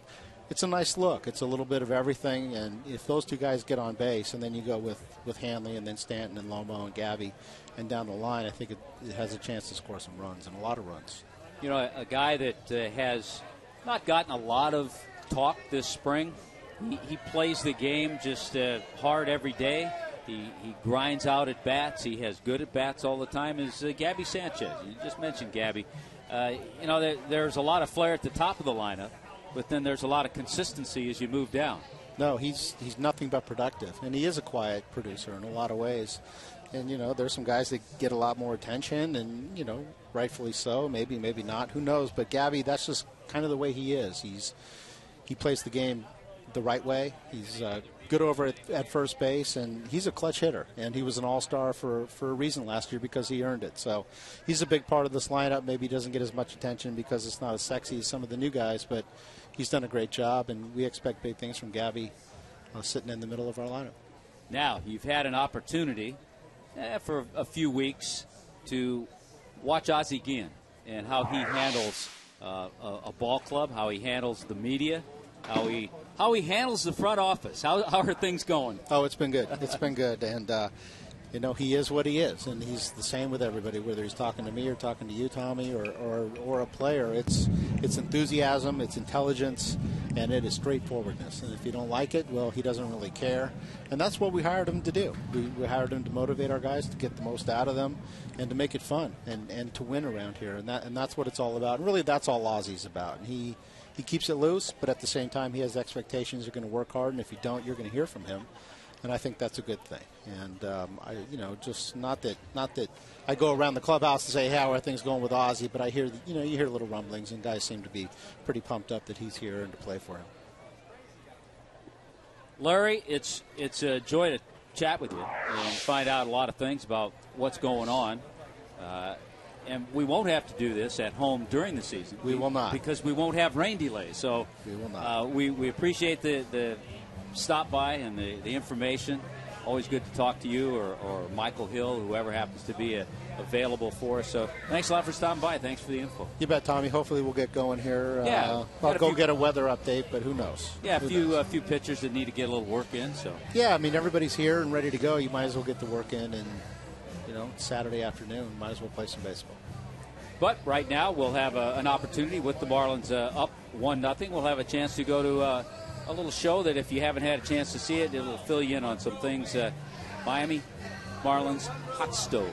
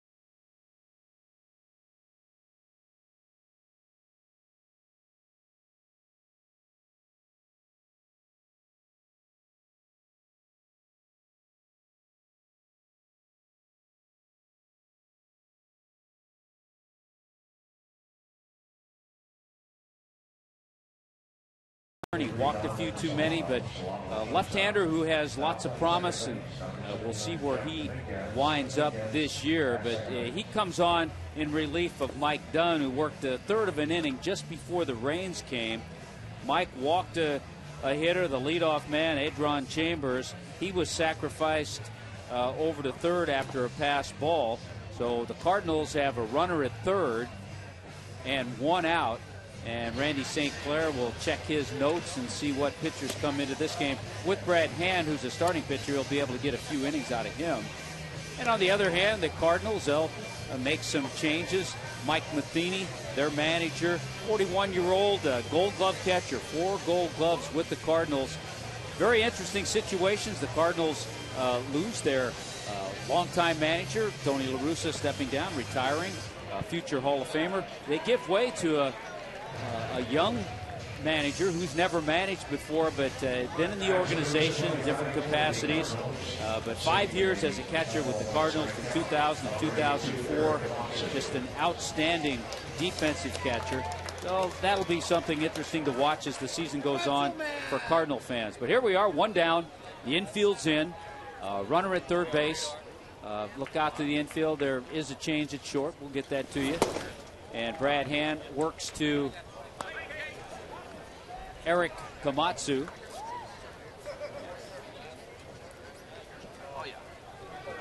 Donovan Solano at short, and Jeff Dominguez is at second base for the Marlins.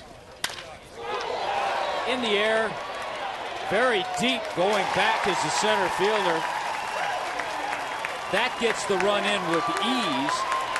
And heading over to third base is Eric Komatsu. He did not waste any time to quickly tie this game. And just like that, with a one-out triple, it's a 1-1 ball game.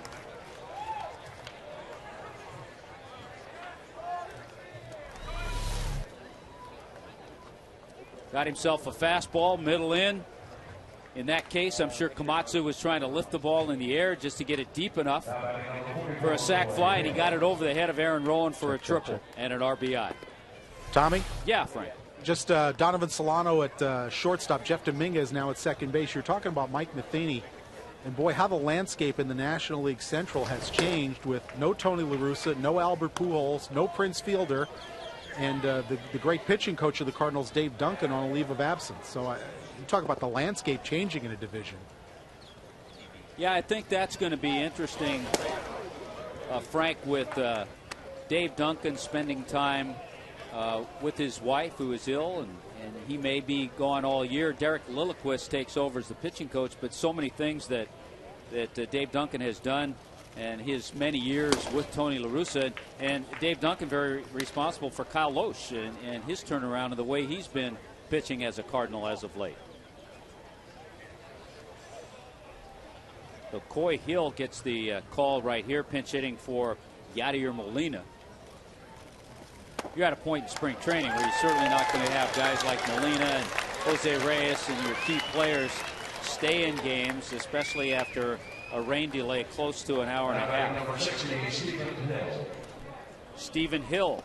We'll be firing out these names at you as they step in to hit. Stephen Hill will hit for Lance Berkman. So we've gone from Coy Hill to Stephen Hill. Coy Hill drawing the walk. Still one down. Sets up a double play. So the infield moves back in a double play slot.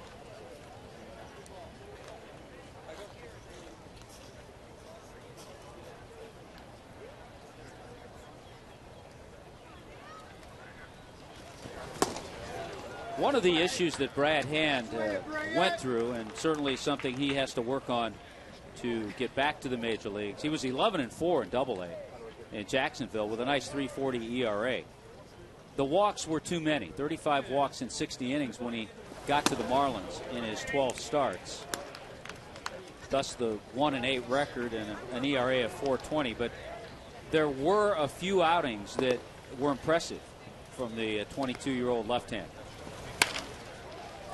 Rolled to third. No chance for a double play. Wasn't hit hard enough. Murphy to the plate.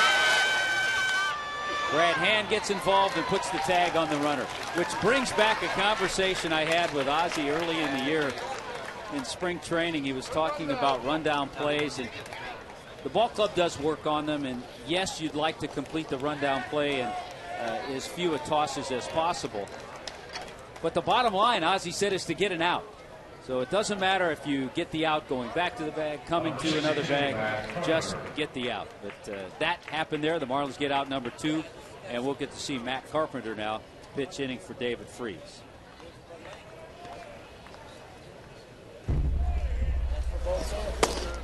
Good breaking ball from Brad Hand.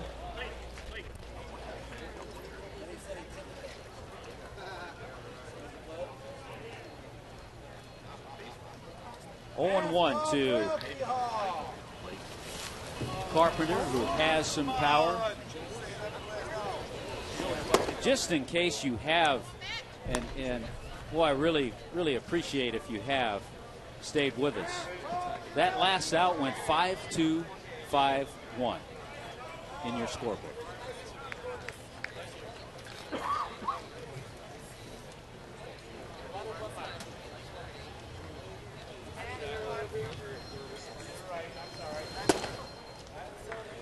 Up high, count is 2-1, 2 outs. We're in the top of the 5th inning. The Cardinals have tied this game on an RBI triple from Eric Komatsu.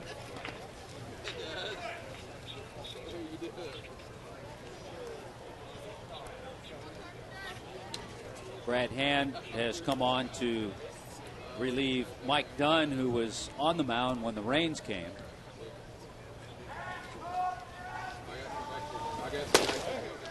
Good fastball. Josh Johnson went 2 1/3, struck out 3, gave up just 1 hit, no runs, through 52 pitches. Dan Jennings came on to finish out the 3rd inning, 2/3 of an inning. Nice job. Heath Bell with a strong inning, gave up just a hit, had a couple of strikeouts. The breaking ball fouled out of play. The aforementioned Mike Dunn, a 1/3 of an inning, and now Brad Hand.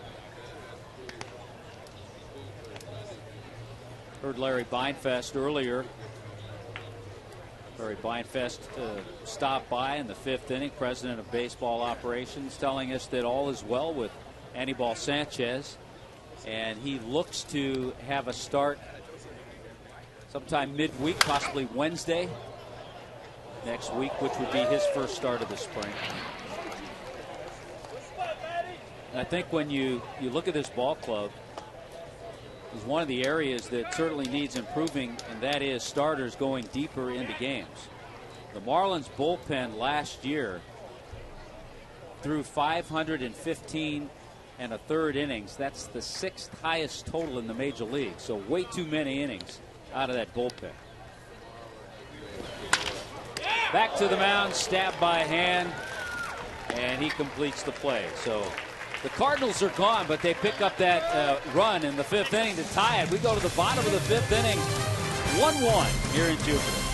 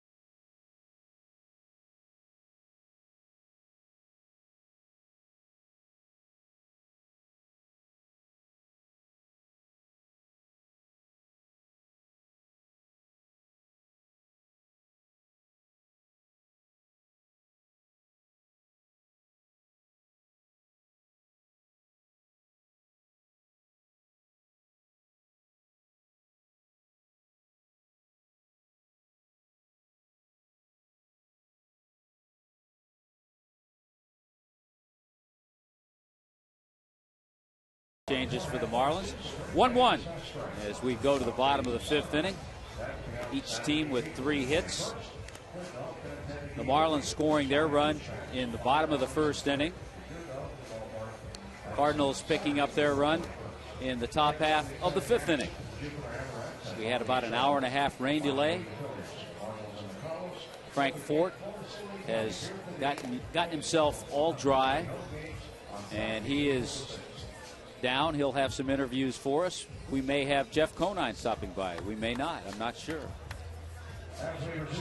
But we'll continue to bring you baseball here in spring training. New pitcher for the Cardinals is a 6'5" right-hander out of Montgomery, Alabama. Brandon Dixon, last couple of years in Memphis. A little bit of time with the Cardinals last year, but the last 2 years primarily in AAA Memphis for St. Louis. And first man he'll face is Brett Hayes. Brett Hayes last year, a terrific job as a tough job as a backup catcher, backing up John Buck. But hit 5 home runs, started 33 times, got some key base hits, and did a good job defensively handling the pitchers.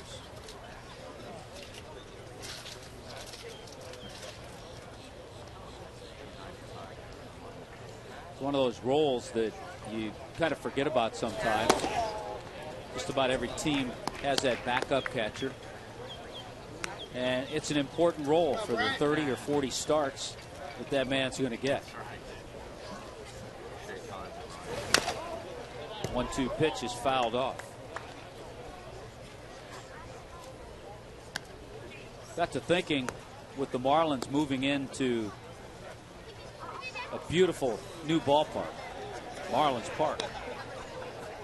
You would hope, because you see a lot of teams take advantage of home field play and play better at home. Dixon gets Hayes to chase it. Quick throw to first base just in time, so a nice play by the catcher, Coy Hill. And I always thought one of the things the Marlins struggled with was playing well at home.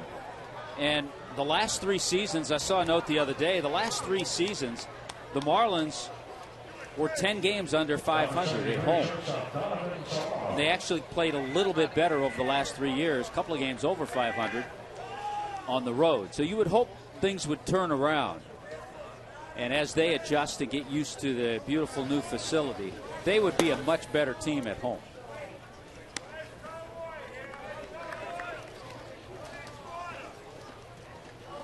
Donovan Solano stepping into bat in the spot of Jose Reyes. Jumps on a pitch, hits it to center field directly over the head of Chambers. That ball struck well by Solano. Thought about 3, but decided to pull up at second base. The 1-out double by Solano.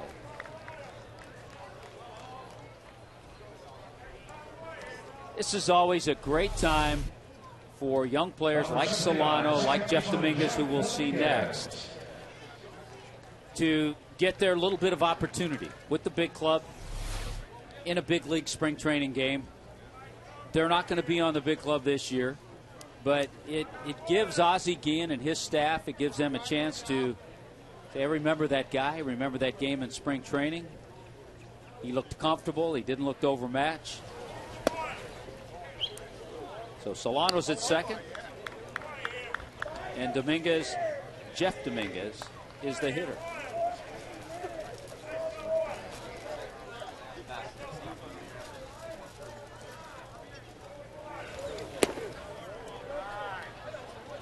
No relation to Matt Dominguez. Matt Dominguez recovering from a ball that he took off the eye the other day in the infield. And all is well. He's doing well. And should be back on the field in game soon.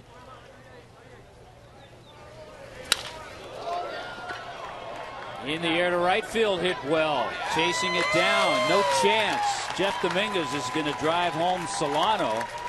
And just like that, a couple of youngsters that get a chance to get in the game have put the Marlins on top 2-1. Back-to-back doubles from Donovan Solano and Jeff Dominguez. Number 14, designated hitter, John Buck.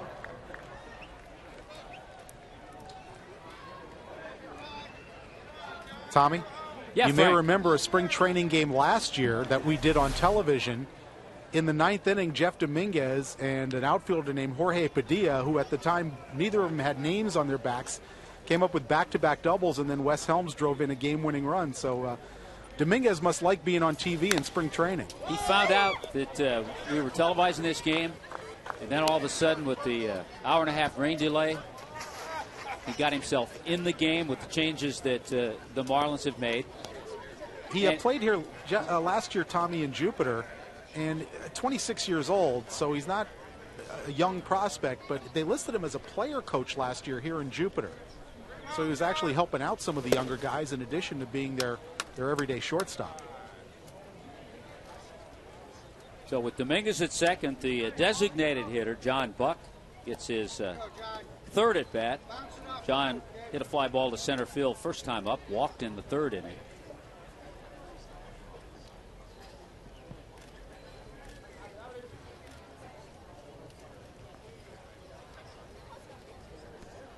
I'd say about half this crowd has hung in there, stayed for this game. The at-bats early in spring are so important for hitters, just to try to work on things as pitchers try to work on things, but you're trying to get comfortable. You're trying to get a little feel, trying to get some timing. In many cases, you're facing pitchers that you probably won't see, especially early in the spring.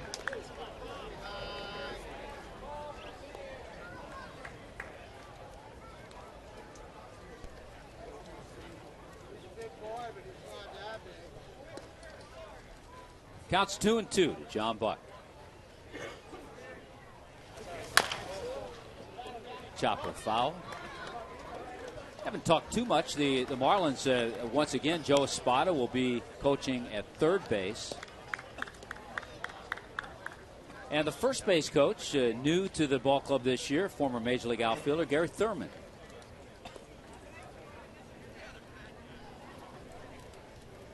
So Gary spending a lot of time with the outfielders. Joey Cora, Ozzy's right-hand man on the bench, spending time with the infielders. There's a base hit. Let's see if Dominguez is waved home. He is. The throw is a little offline, and John Buck has himself an RBI single. The Marlins take a 3-1 lead. So a couple of runs here in the bottom of the 5th inning, answering back the Cardinals tying the game in the top half. And all of a sudden, it's a 3-1 Miami Marlins lead. Number 26, right fielder, Austin Kearns.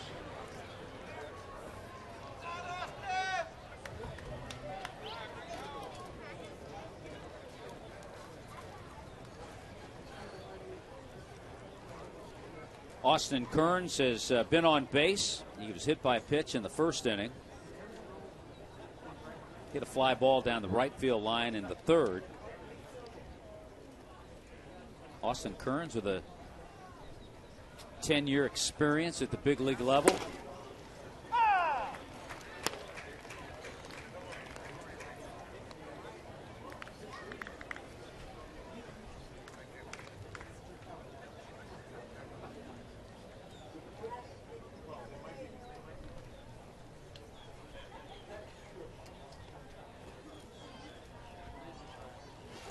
And with the sun coming out brightly all of a sudden after lots of rain here. Wasn't a heavy rain. It was one of those steady rains.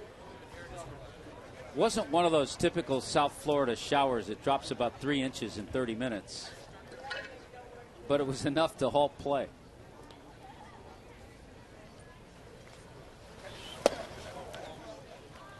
Dixon misses inside.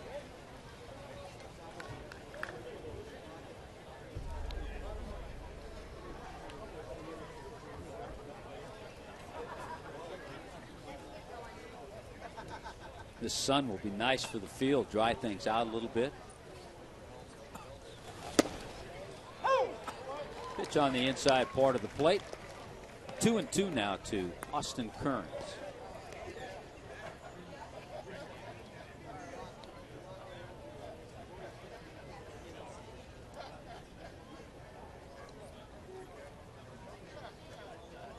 One down with John Buck at first base. Marlins have put together 3 consecutive base hits.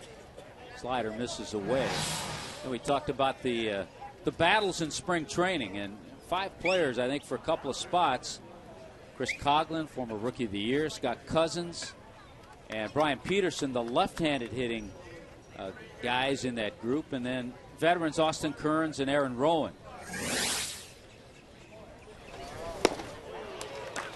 And Kearns goes down swinging on that pitch from Dixon.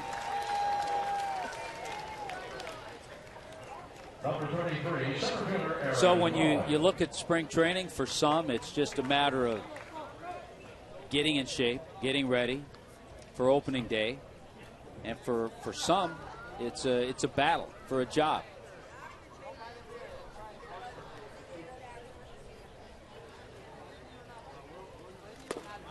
Aaron Rowan stepping in, and he takes a strike from Dixon.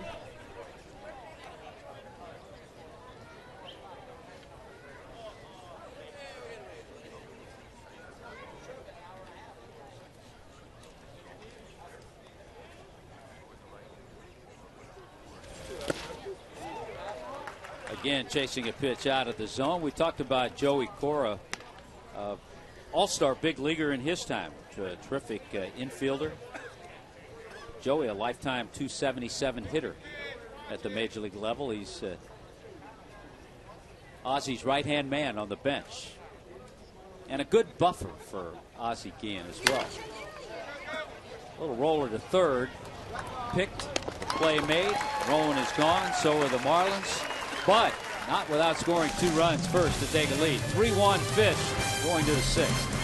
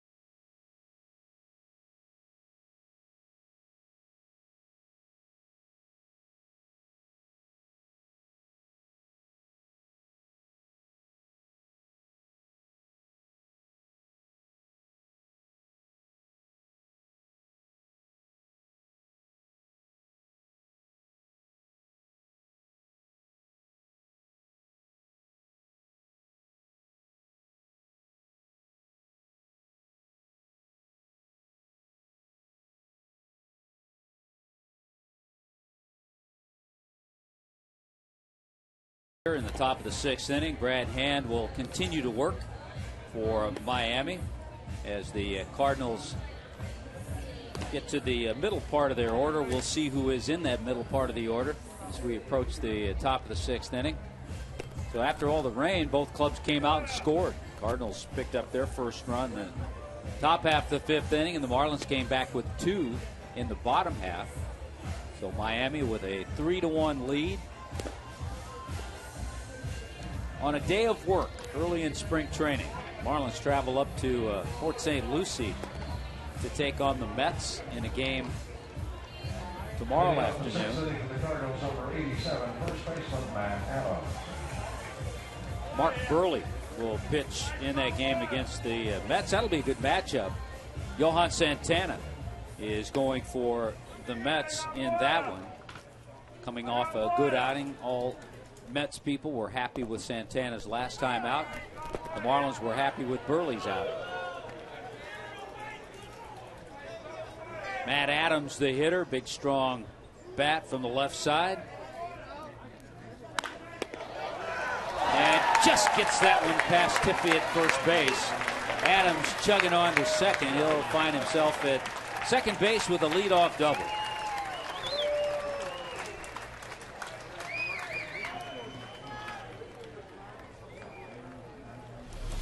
Looked like Adams was fooled out in front a little bit, but he's strong and he was able to get enough of it and get it past Terry Tiffy, the first baseman. And then once it got into that right field corner, he got himself a 2-base hit.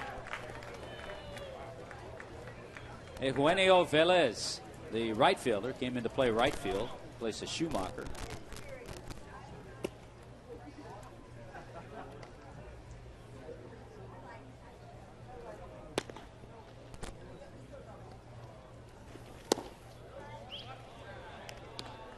Ball 1 to Velez.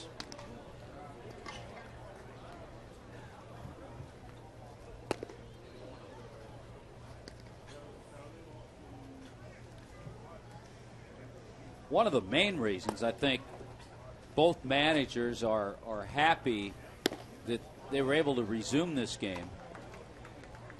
In spring training, you wouldn't believe if you saw in the coach's room, not Ozzy's manager's room, but the coach's room, they have a whole setup, and especially Randy St. Clair has a whole chart of how he wants his pitchers to work, when, how many innings, how many pitches.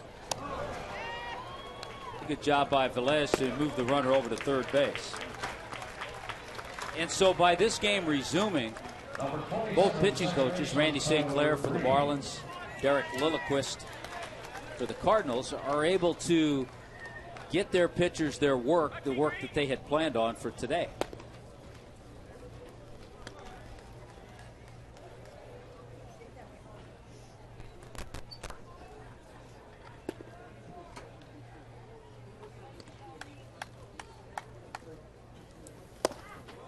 With the Marlins holding a 2-run lead, infield is back with Adams over at third base.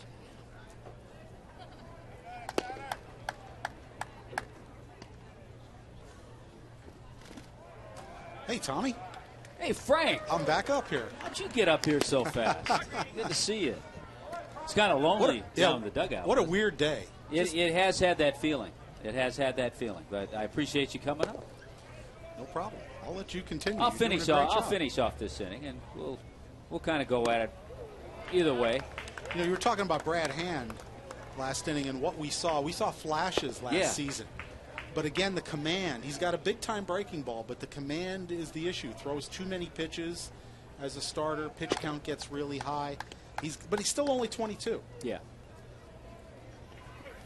I think as we were talking when Larry Beinfest was up here visiting with us, a guy like Brad Hand has to observe everything that Mark Burley does. Brad Hand is a similar type pitcher, change-up, breaking ball, and similar to Wade LeBlanc, who had 4 shutout innings last night, was tremendous. And when you watch guys like that who have the experience and you see how quickly they work, how they get ahead, how they throw strikes, and they don't try to make it too complicated. And the thing about Burley is he doesn't throw hard. He's upper 80s, but he throws strikes. Brad Hand probably throws harder. Yeah, and you look at Burley's track record of 200 innings for 11 straight years, 11 consecutive years, and double-digit wins for the same amount of time. Learn how to pitch. You don't have to overpower people to be successful. And again, Hand is just 22. Still some time for him. And he has the potential. But now you've got to do those things that separate you from being a AAA player as opposed to a major league player. And I think it was great experience for Brad last year when he got those 12 starts. On the move, looked like a little hit and run. Fouled off, and the count's 0-2. And how about his first time out? His major league debut, gives up 1 hit. Unfortunately, it was a home run and a 1-0 loss against, I think it was Atlanta, was it not? I think it was Atlanta. But that's the kind of thing, he got off to such a nice start, faltered a little bit, but as we said, we saw flashes of what he is capable of. But having said that, you see that in a lot of people, and it's the guys who can turn those flashes into consistency that have those long major league careers.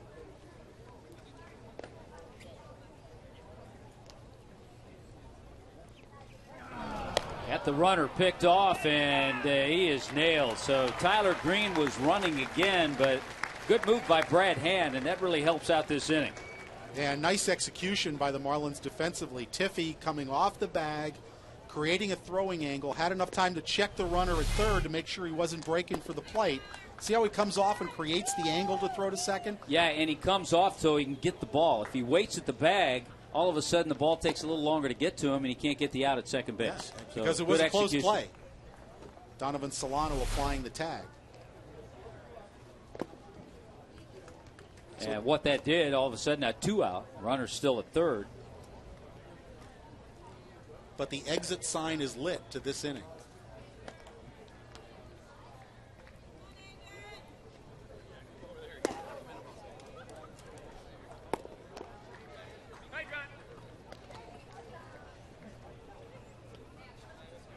Two and two now to Chambers, the center fielder.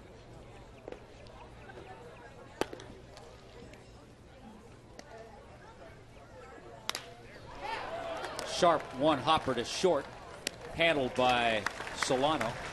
And Chambers is gone. So the pickoff, a big play in that inning. The Cardinals failed to score, and the Marlins hold on to a 3-1 lead.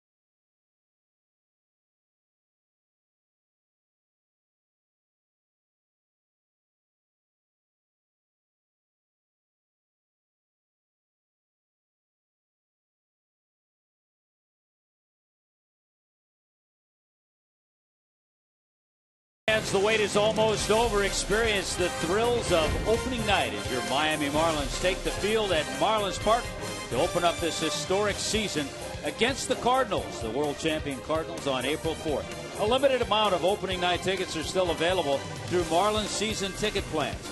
Call 1-877-MARLINS or go to marlins.com today. Very well done, Tommy Hutton. New pitcher in for the Cardinals. It's the left-hander, J.C. Romero, former Philadelphia Philly, now hooked on with the Cardinals, and he'll get the bottom of the sixth inning for the Marlins. Yeah, he's one of the situations I was talking about. It's because this game was resumed, it allowed Mike Matheny to get his veteran left-hander, get him an inning in the game. And the other thing about spring training, you have a lot of times Romero not necessarily is always going to be a situational lefty-lefty guy. He may go in for an inning.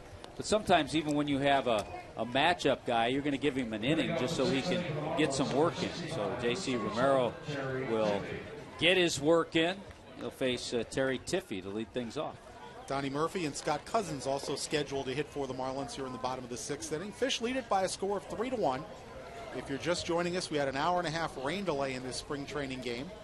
Josh Johnson started, went 2 1/3 innings, did not give up a run for the Marlins. Omar Infante got the Marlins off to a 1-0 lead with a solo homer in the first. 2 more runs for the Marlins in the bottom of the fifth inning. RBI hits by Jeff Dominguez and John Buck.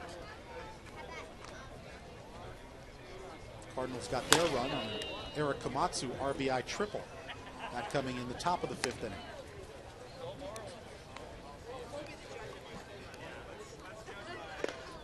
This is the first of our 4 spring training broadcasts here on Fox Sports Florida. Of course, in the regular season, we'll have 150 games, all in high definition, plus Marlins Live pre- and post-game wrapped around each of those broadcasts. Tiffey swings and misses, a ball and 2 strikes. Good pitch by J.C. Romero, who features that good slider. Good fastballs and sliders. You mentioned Minnesota, the Angels, the Red Sox, the Phillies, and the Rockies.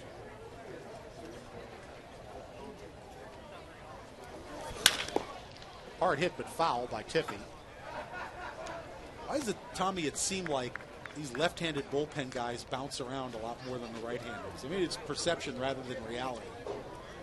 I think it might be reality. I'm not so sure, but you're right. If you're a left-hander and you're a relief pitcher and you can get left-handers out, you're going to have 9 lives. In the air, shallow left field, the shortstop Jackson makes the call and the catch. 1 away here in the Marlins 6th. Number 22, good baseman Donnie Murphy. Eli Villanueva in the Marlin pen. I think in the Marlins case, Frank, you have Mike Dunn, who we saw briefly, Randy Choate, the two lefties that Ozzie will primarily use out of the bullpen. I think the left-handed slots are pretty much established. And I also think, and he's certainly catching notice early on, Ryan Jackson with a nice charging play to get Murphy for out number 2. Keep your eye on Wade LeBlanc. If he's not in the starting rotation, he could find himself. The Marlins this year will go into the year without a Burke Badenhop, a Brian Sanchez, a guy who you look for innings out of the bullpen. Can eat up 3, even 4 innings. So it could be a guy like Wade LeBlanc, yeah. Could be. At the very least, if LeBlanc goes to AAA, he gives you that depth. If you have an injury in the rotation or somebody's not performing, you can bring a guy like that up. And that's one thing Larry Beinfest talked about, is getting more pitching depth, starting pitching depth in the organization. Alex Sanabia will be a part of that. Possibly Sean West. Here's Scott Cousins, who's bounced out twice to the first baseman unassisted. Sean West had a rocky outing in his first start of the spring. 4 hits and 4 walks. The sort of the last man standing from that draft, the 05 draft, where the Marlins had 5 pitchers picked either in the first round or the sandwich round. Rounded to second, Tyler Green throws out Scott Cousins, and the Marlins go 1-2-3 in the bottom of the 6th inning. We're finished with 6 here at Roger Dean Stadium. Marlins lead the Cards 3-1.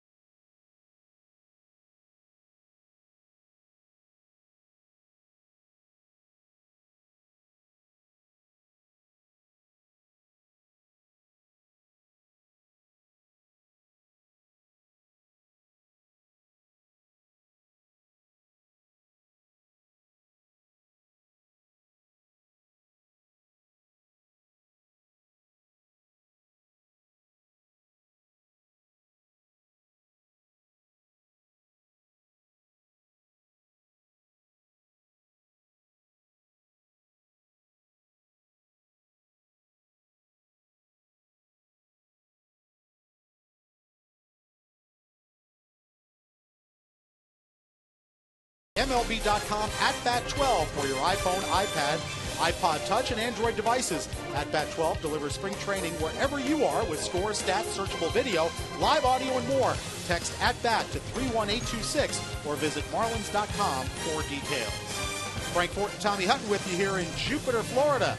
As we go to the top of the 7th inning, new pitcher for the Marlins is the right-hander and ex-Florida State player Eli Villanueva.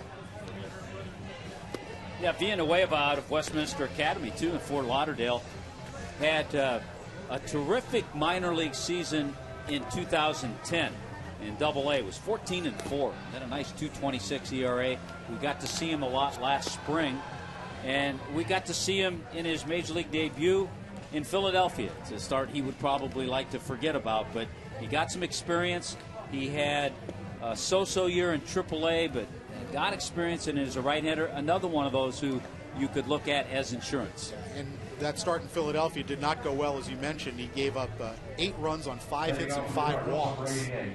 But as you mentioned, in 2010, he and Tom Kohler were a terrific 1-2 punch for the Jacksonville Suns as they won the Southern League Championship. But last year, both Kohler and Villanueva did not take that next step in their progression. I think if you ask the Marlins player development people, they would agree with that.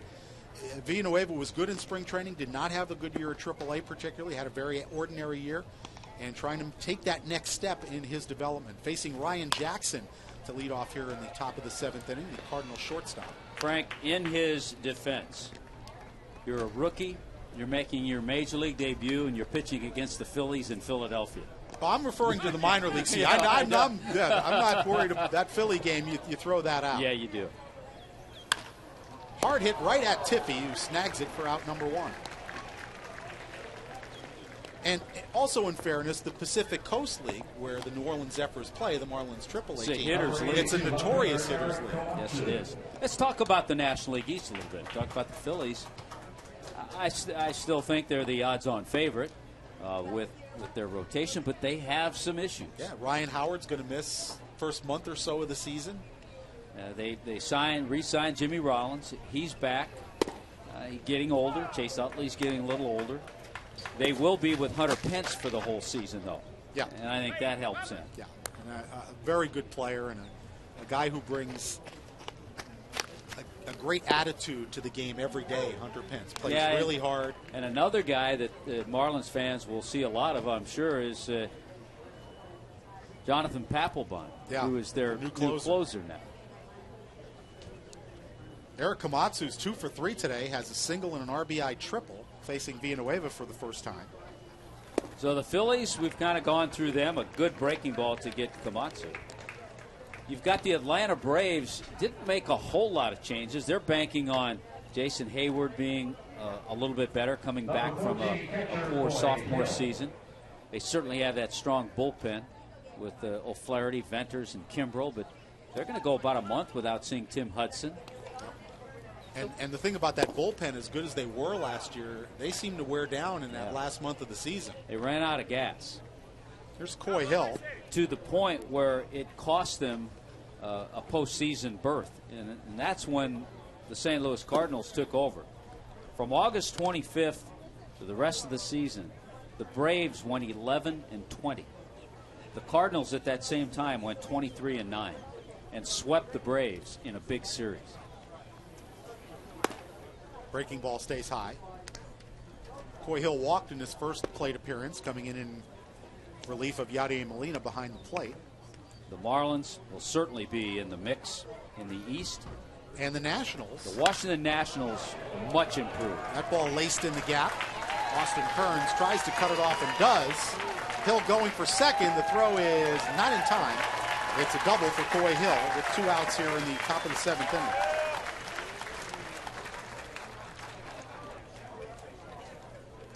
Yeah, the Nationals are going to have a healthy Steven Strasburg. They acquired Gio Gonzalez, a Miami kid who's going to be in that rotation. Who I really like. Yeah, he's a terrific kid.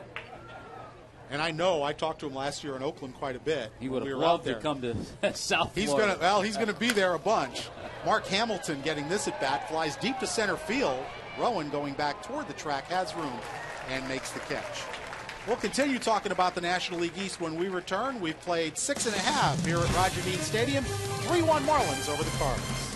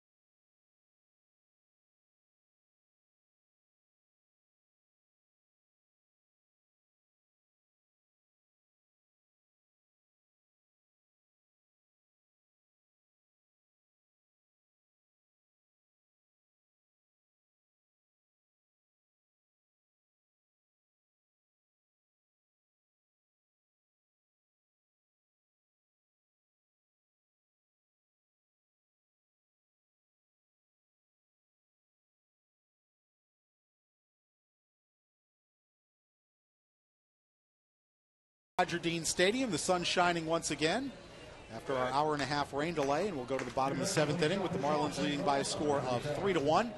New pitcher for the Cardinals is the left-hander Mark Zepchinski, whom the Cardinals picked up for the stretch run last year in a trade with the Toronto Blue Jays. That was the Colby Rasmus trade, Tommy, if I remember correctly. And despite that 0-3 record, Zepchinski did a nice job for the Cardinals in that pennant race. He did down the stretch and also in postseason in the National League Championship Series. against Milwaukee, Zapchinski in 5 games had an ERA of 1.93. Came on, matched up against lefties. I think he was a nightmare for Prince Fielder in that championship series, and then pitched well in the World Series. So a good fit in that bullpen for Mike Matheny. That's a couple good left-handers out there with Romero and Zapchinski. Let's continue our discussion that we had started. We had gotten to the Washington Nationals with now Steven Strasburg starting the year there. Jordan Zimmerman also in that rotation. Gio Gonzalez. Edwin Jackson.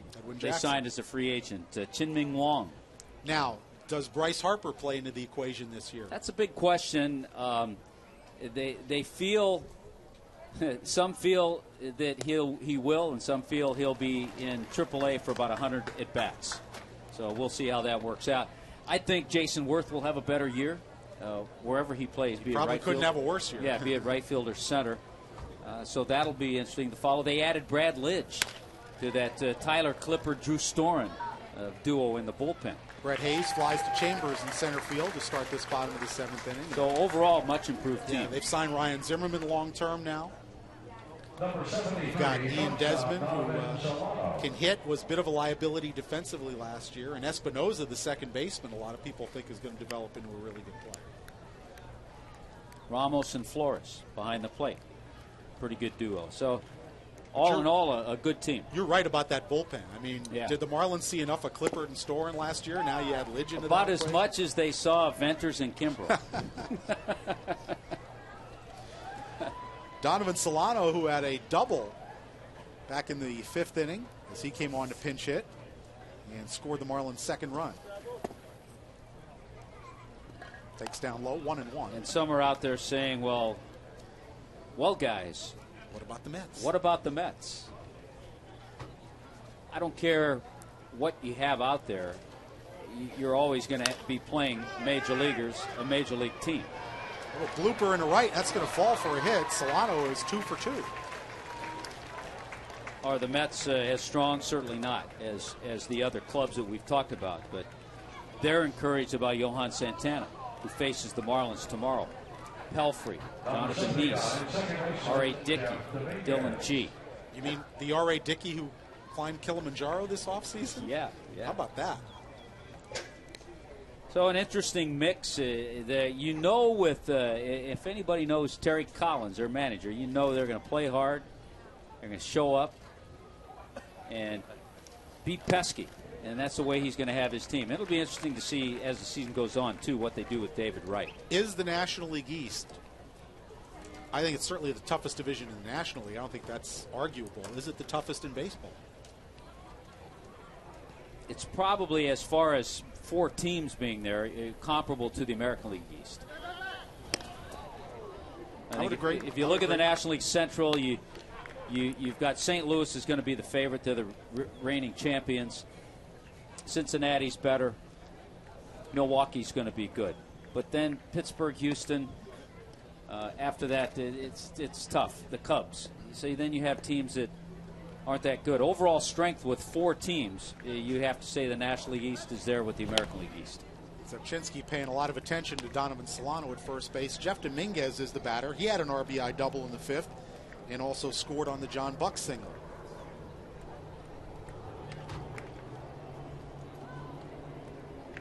The big thing for the Brewers, of course, is Ryan Braun's 50-game suspension being overturned. Otherwise, they start the season, no more Prince Fielder, and Ryan Braun gone for the first 50 games. Yeah, they picked up Aramis Ramirez to help Ryan Braun in that lineup, but a very right-handed heavy lineup. A lot of right-handed hitters. 0-2 to Dominguez. One away here in the 7th. Grounded foul at the plate. Then you have the National League West.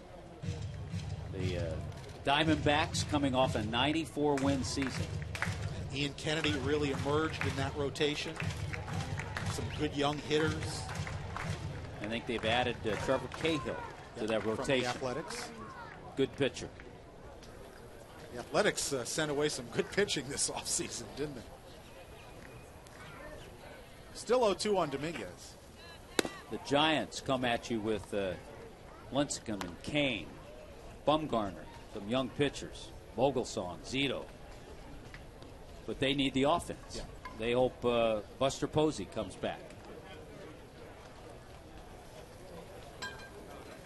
And you got the Dodgers, who have a superstar in Matt Kemp. Bounce toward third. Carpenter. Second for one. The relay is in time. Double play, and that'll do it for the bottom of the seventh. Jeff Dominguez bounces into a 5-4-3 double play. We're finished with 7 full here at the Dean. It's 3-1 Marlins.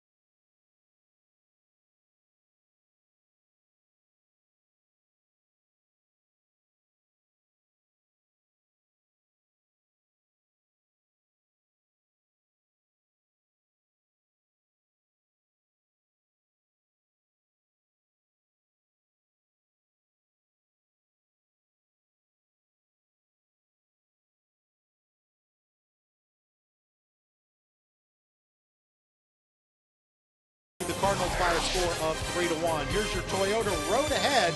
Our remaining 3 spring training broadcasts will be over in Port Charlotte on March 25th as the Marlins take on the Rays at 1 o'clock on Sun Sports. On April 1st against the Yankees from New Marlins Park. It'll be a 1 o'clock start on Sun Sports. And then the following night, April 2nd, Yankees and Marlins once again at New Marlins Park. Eli Villanueva continues on his second inning of work here this afternoon. He'll have a new catcher to throw to as Luke Montz goes behind the plate. Frank, I was thinking about the Dodgers. We were kind of talking about the National League West. The Dodgers are like one of those movies that a producer puts together, and you have 2 absolute megastars. You have Clayton Kershaw, the reigning Cy Young winner. You have Matt Kemp, who almost won the MVP. And then you have a bunch of cast of characters. And you hope that Dodger fans do anyway, that they can mix and match and put together a lineup behind the rest of them. You hope those supporting actors are up to the script. Yeah. Matt Carpenter leads off against Villanueva here in the 8th. Grounds it to second. Jeff Dominguez gobbles up and throws on for the first out. How about the San Diego Padres, who, again, a team that struggles offensively in a pitcher's park Petco, but Heath Bell is now a Marlin. That's a big deal at the end of their bullpen.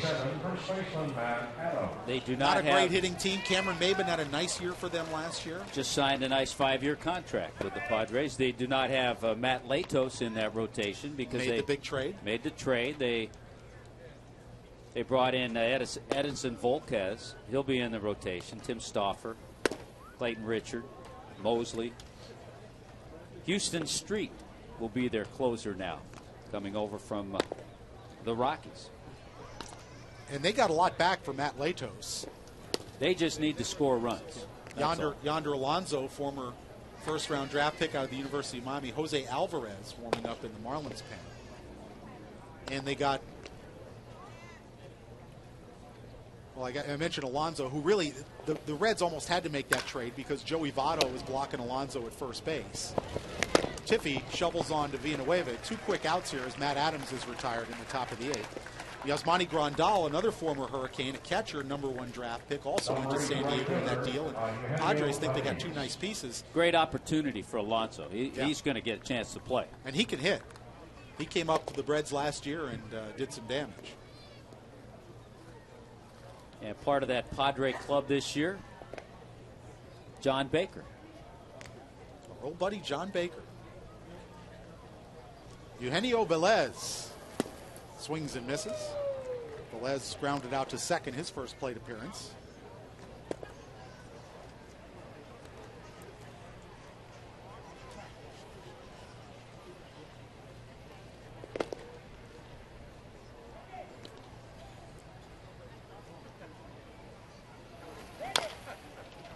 Nice inning so far for Villanueva, and he's doing what he does best. He's got some ground ball outs, not overpowering, but when he's at his best, that's what he does. We saw that last spring training, that he kept the ball down, got a lot of ground ball outs. Good ball to strike ratio so far. Can't get much better than that. 14 out of 18 in the zone. 0-2 to Velez.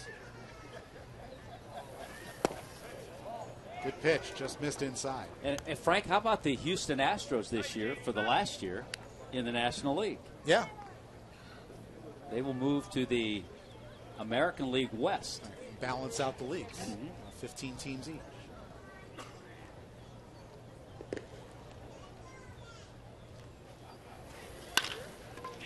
Grounded to second.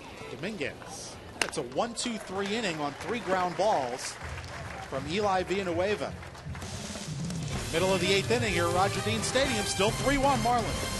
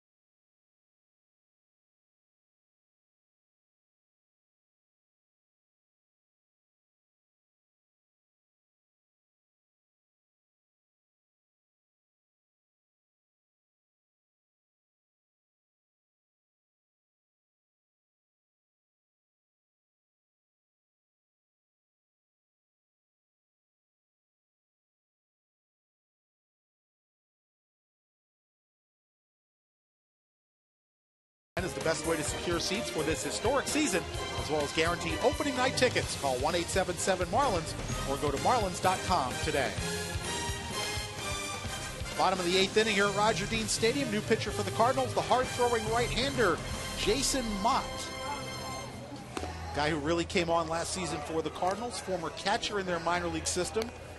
Always had the good arm, just couldn't figure out the hitting side of the game. Converted to a reliever, and now is in the big leagues and a big part of that Cardinal bullpen. Yeah, he wasn't initially the closer for the Cardinals last year. He had 9 saves. It was right toward the end of the season in September, in late August, when he took over and started to nail down games, and then had a nice postseason.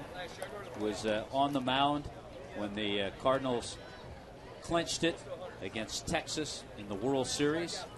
He throws hard. He's come up with a little bit of a cutter that's really helped. But it's a great story, and it's similar. He hasn't gotten there yet to the Marlins' Chris Hatcher, who at one time was a catcher and now has been converted into a reliever. John Buck leading off here in the 8th inning for the Marlins. Buck is 1 for 2. He's flied to center, walked, and delivered an RBI single. That coming in the 5th inning. Takes the fastball up high, 1-1.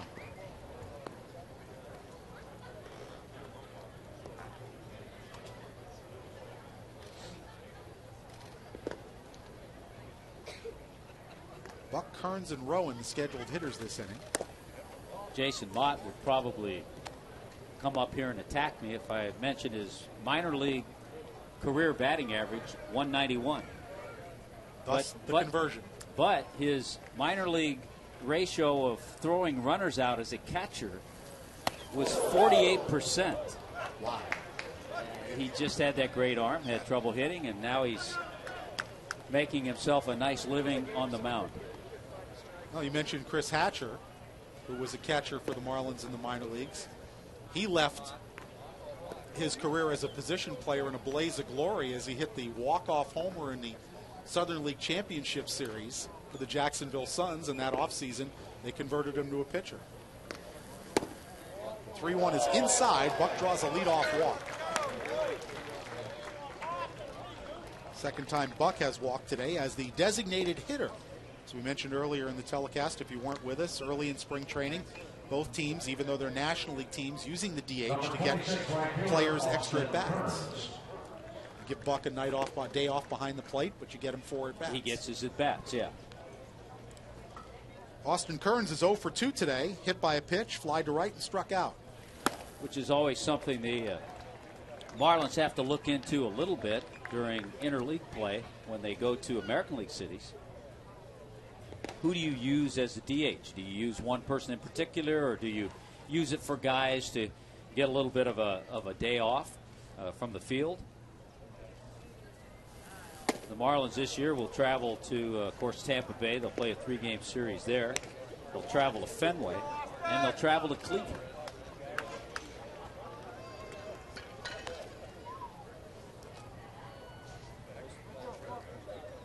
What's your favorite American League city to go to, Tommy? All right, let me think a bit. Chicago.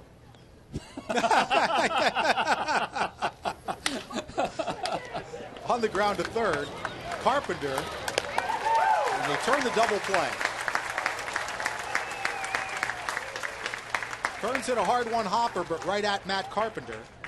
And just like that, there are 2 outs. Well, you walk a guy, but then you get that double play ball. And pitchers love that. Nicely turned. Good job by the Cardinal infield. The month of June, Frank, is going to be a tell-all month for the Marlins. It was not a good month last year. The Marlins were 5-23 in June. Yeah, that was painful. But they play the Phillies 5 times. They play a series against the Braves. They play Tampa 6 times, Boston 6 times, and throw in Toronto and St. Louis for the month of June. Wow. Yeah, that's right. Boston, not only do we go to Fenway, but the Red Sox come to Marlins Park. I enjoy going to Boston. Don't get a chance, obviously, to go there that often, but that would be one of my favorite American League cities. Aaron Rowan is 0 for 3 today. Fly to right, bounce back to the pitcher, and grounded out to third. Roll to short. Ryan Jackson on the run. And a 1-2-3 inning for Jason Mott when you factor in the double play after the leadoff walk. We'll go to the 9th inning at Roger Dean Stadium. Still 3-1 Marlins.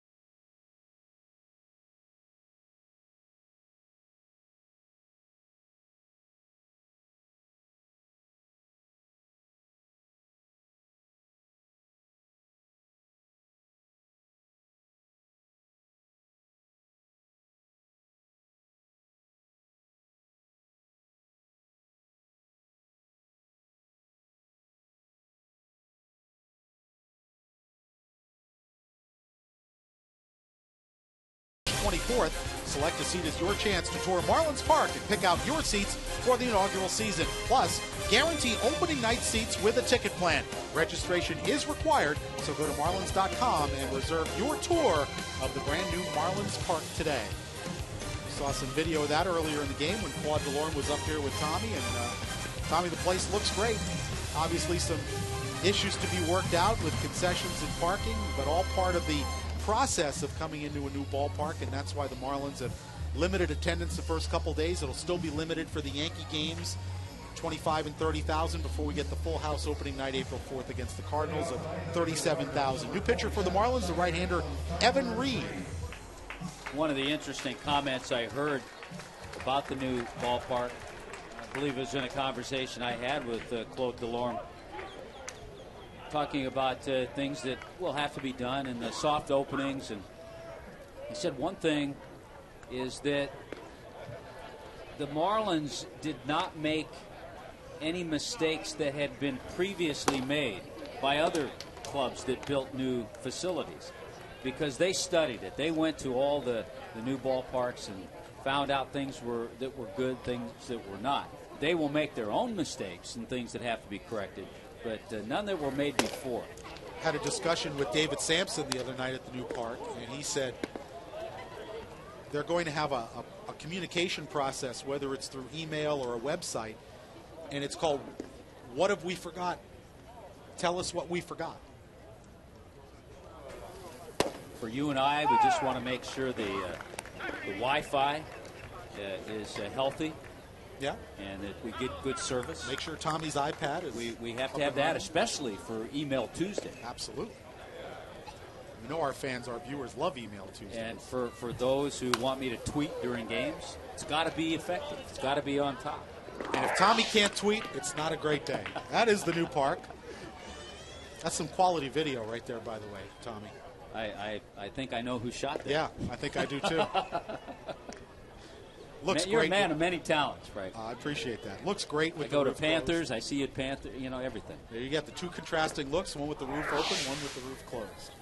Takes about 12 to 13 minutes to close it. Tyler Green caught staring by Evan Reed for strike 3.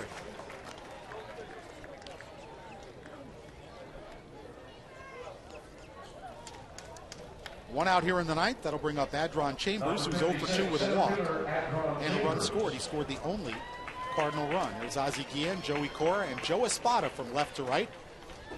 Marlins on-field brain trust. And I liked what you said about Joey Cora earlier. He's kind of the counterweight to Ozzie Guillen. Yeah. Bounce to first. Tiffy on one big hop will take it unassisted. 2 quick outs here in the ninth inning as the Marlins try to close out the Cardinals and beat them for the second time this spring. Well, the Marlins trying to, for what it's worth, go to 4-2 in the spring. But the bottom line is guys are getting their work in. That's what counts. That's the important thing. Before the rains came, Josh Johnson got his 50-plus pitches in. Heath Bell got a good inning in with a couple of strikeouts. Pinch hitter Daniel Descalzo will take the at-bat in place of Ryan Jackson, the shortstop. Descalzo takes a fastball for a strike.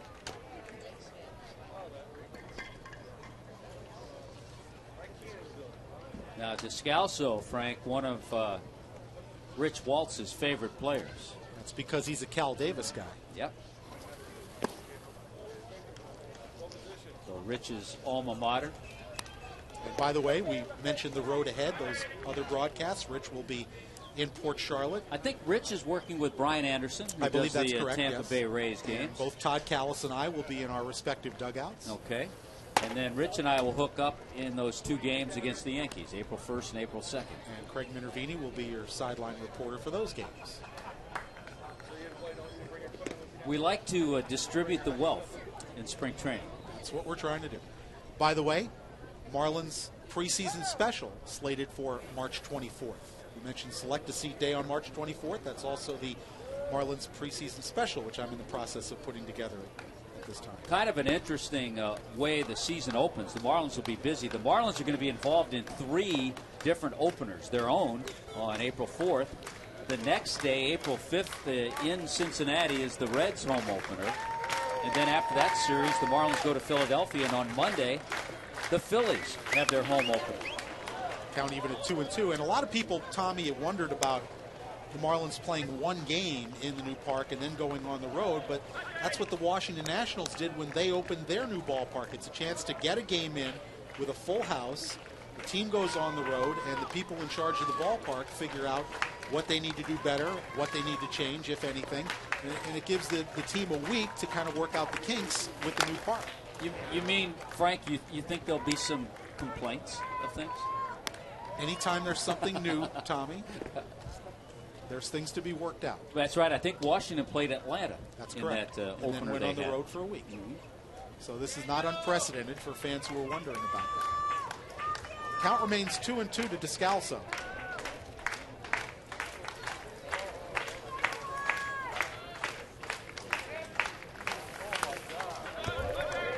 Descalzo had a nice, solid season for the Cardinals last year. Hit .264, appeared in 148 games. Very versatile.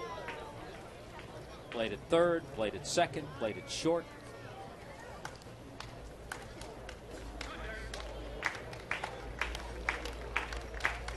Two and two, 2 outs here in the ninth. Evan Reed delivers to Descalzo, swings and misses strike three. A 1-2-3 ninth inning with a couple of strikeouts for the big righty Evan Reed, and the Marlins win this rain-delayed Grapefruit League game against their cohabitants of Roger Dean Stadium, the St. Louis Cardinals, by a final of 3-1. Ozzie Guillen's team moves to 4-2 in Grapefruit League action this spring training. So a good pitching performance by the Marlins. Josh Johnson and a host of relievers holding the Cardinals to 5 hits and 1 run. We'll be back to wrap it up from Jupiter right after this.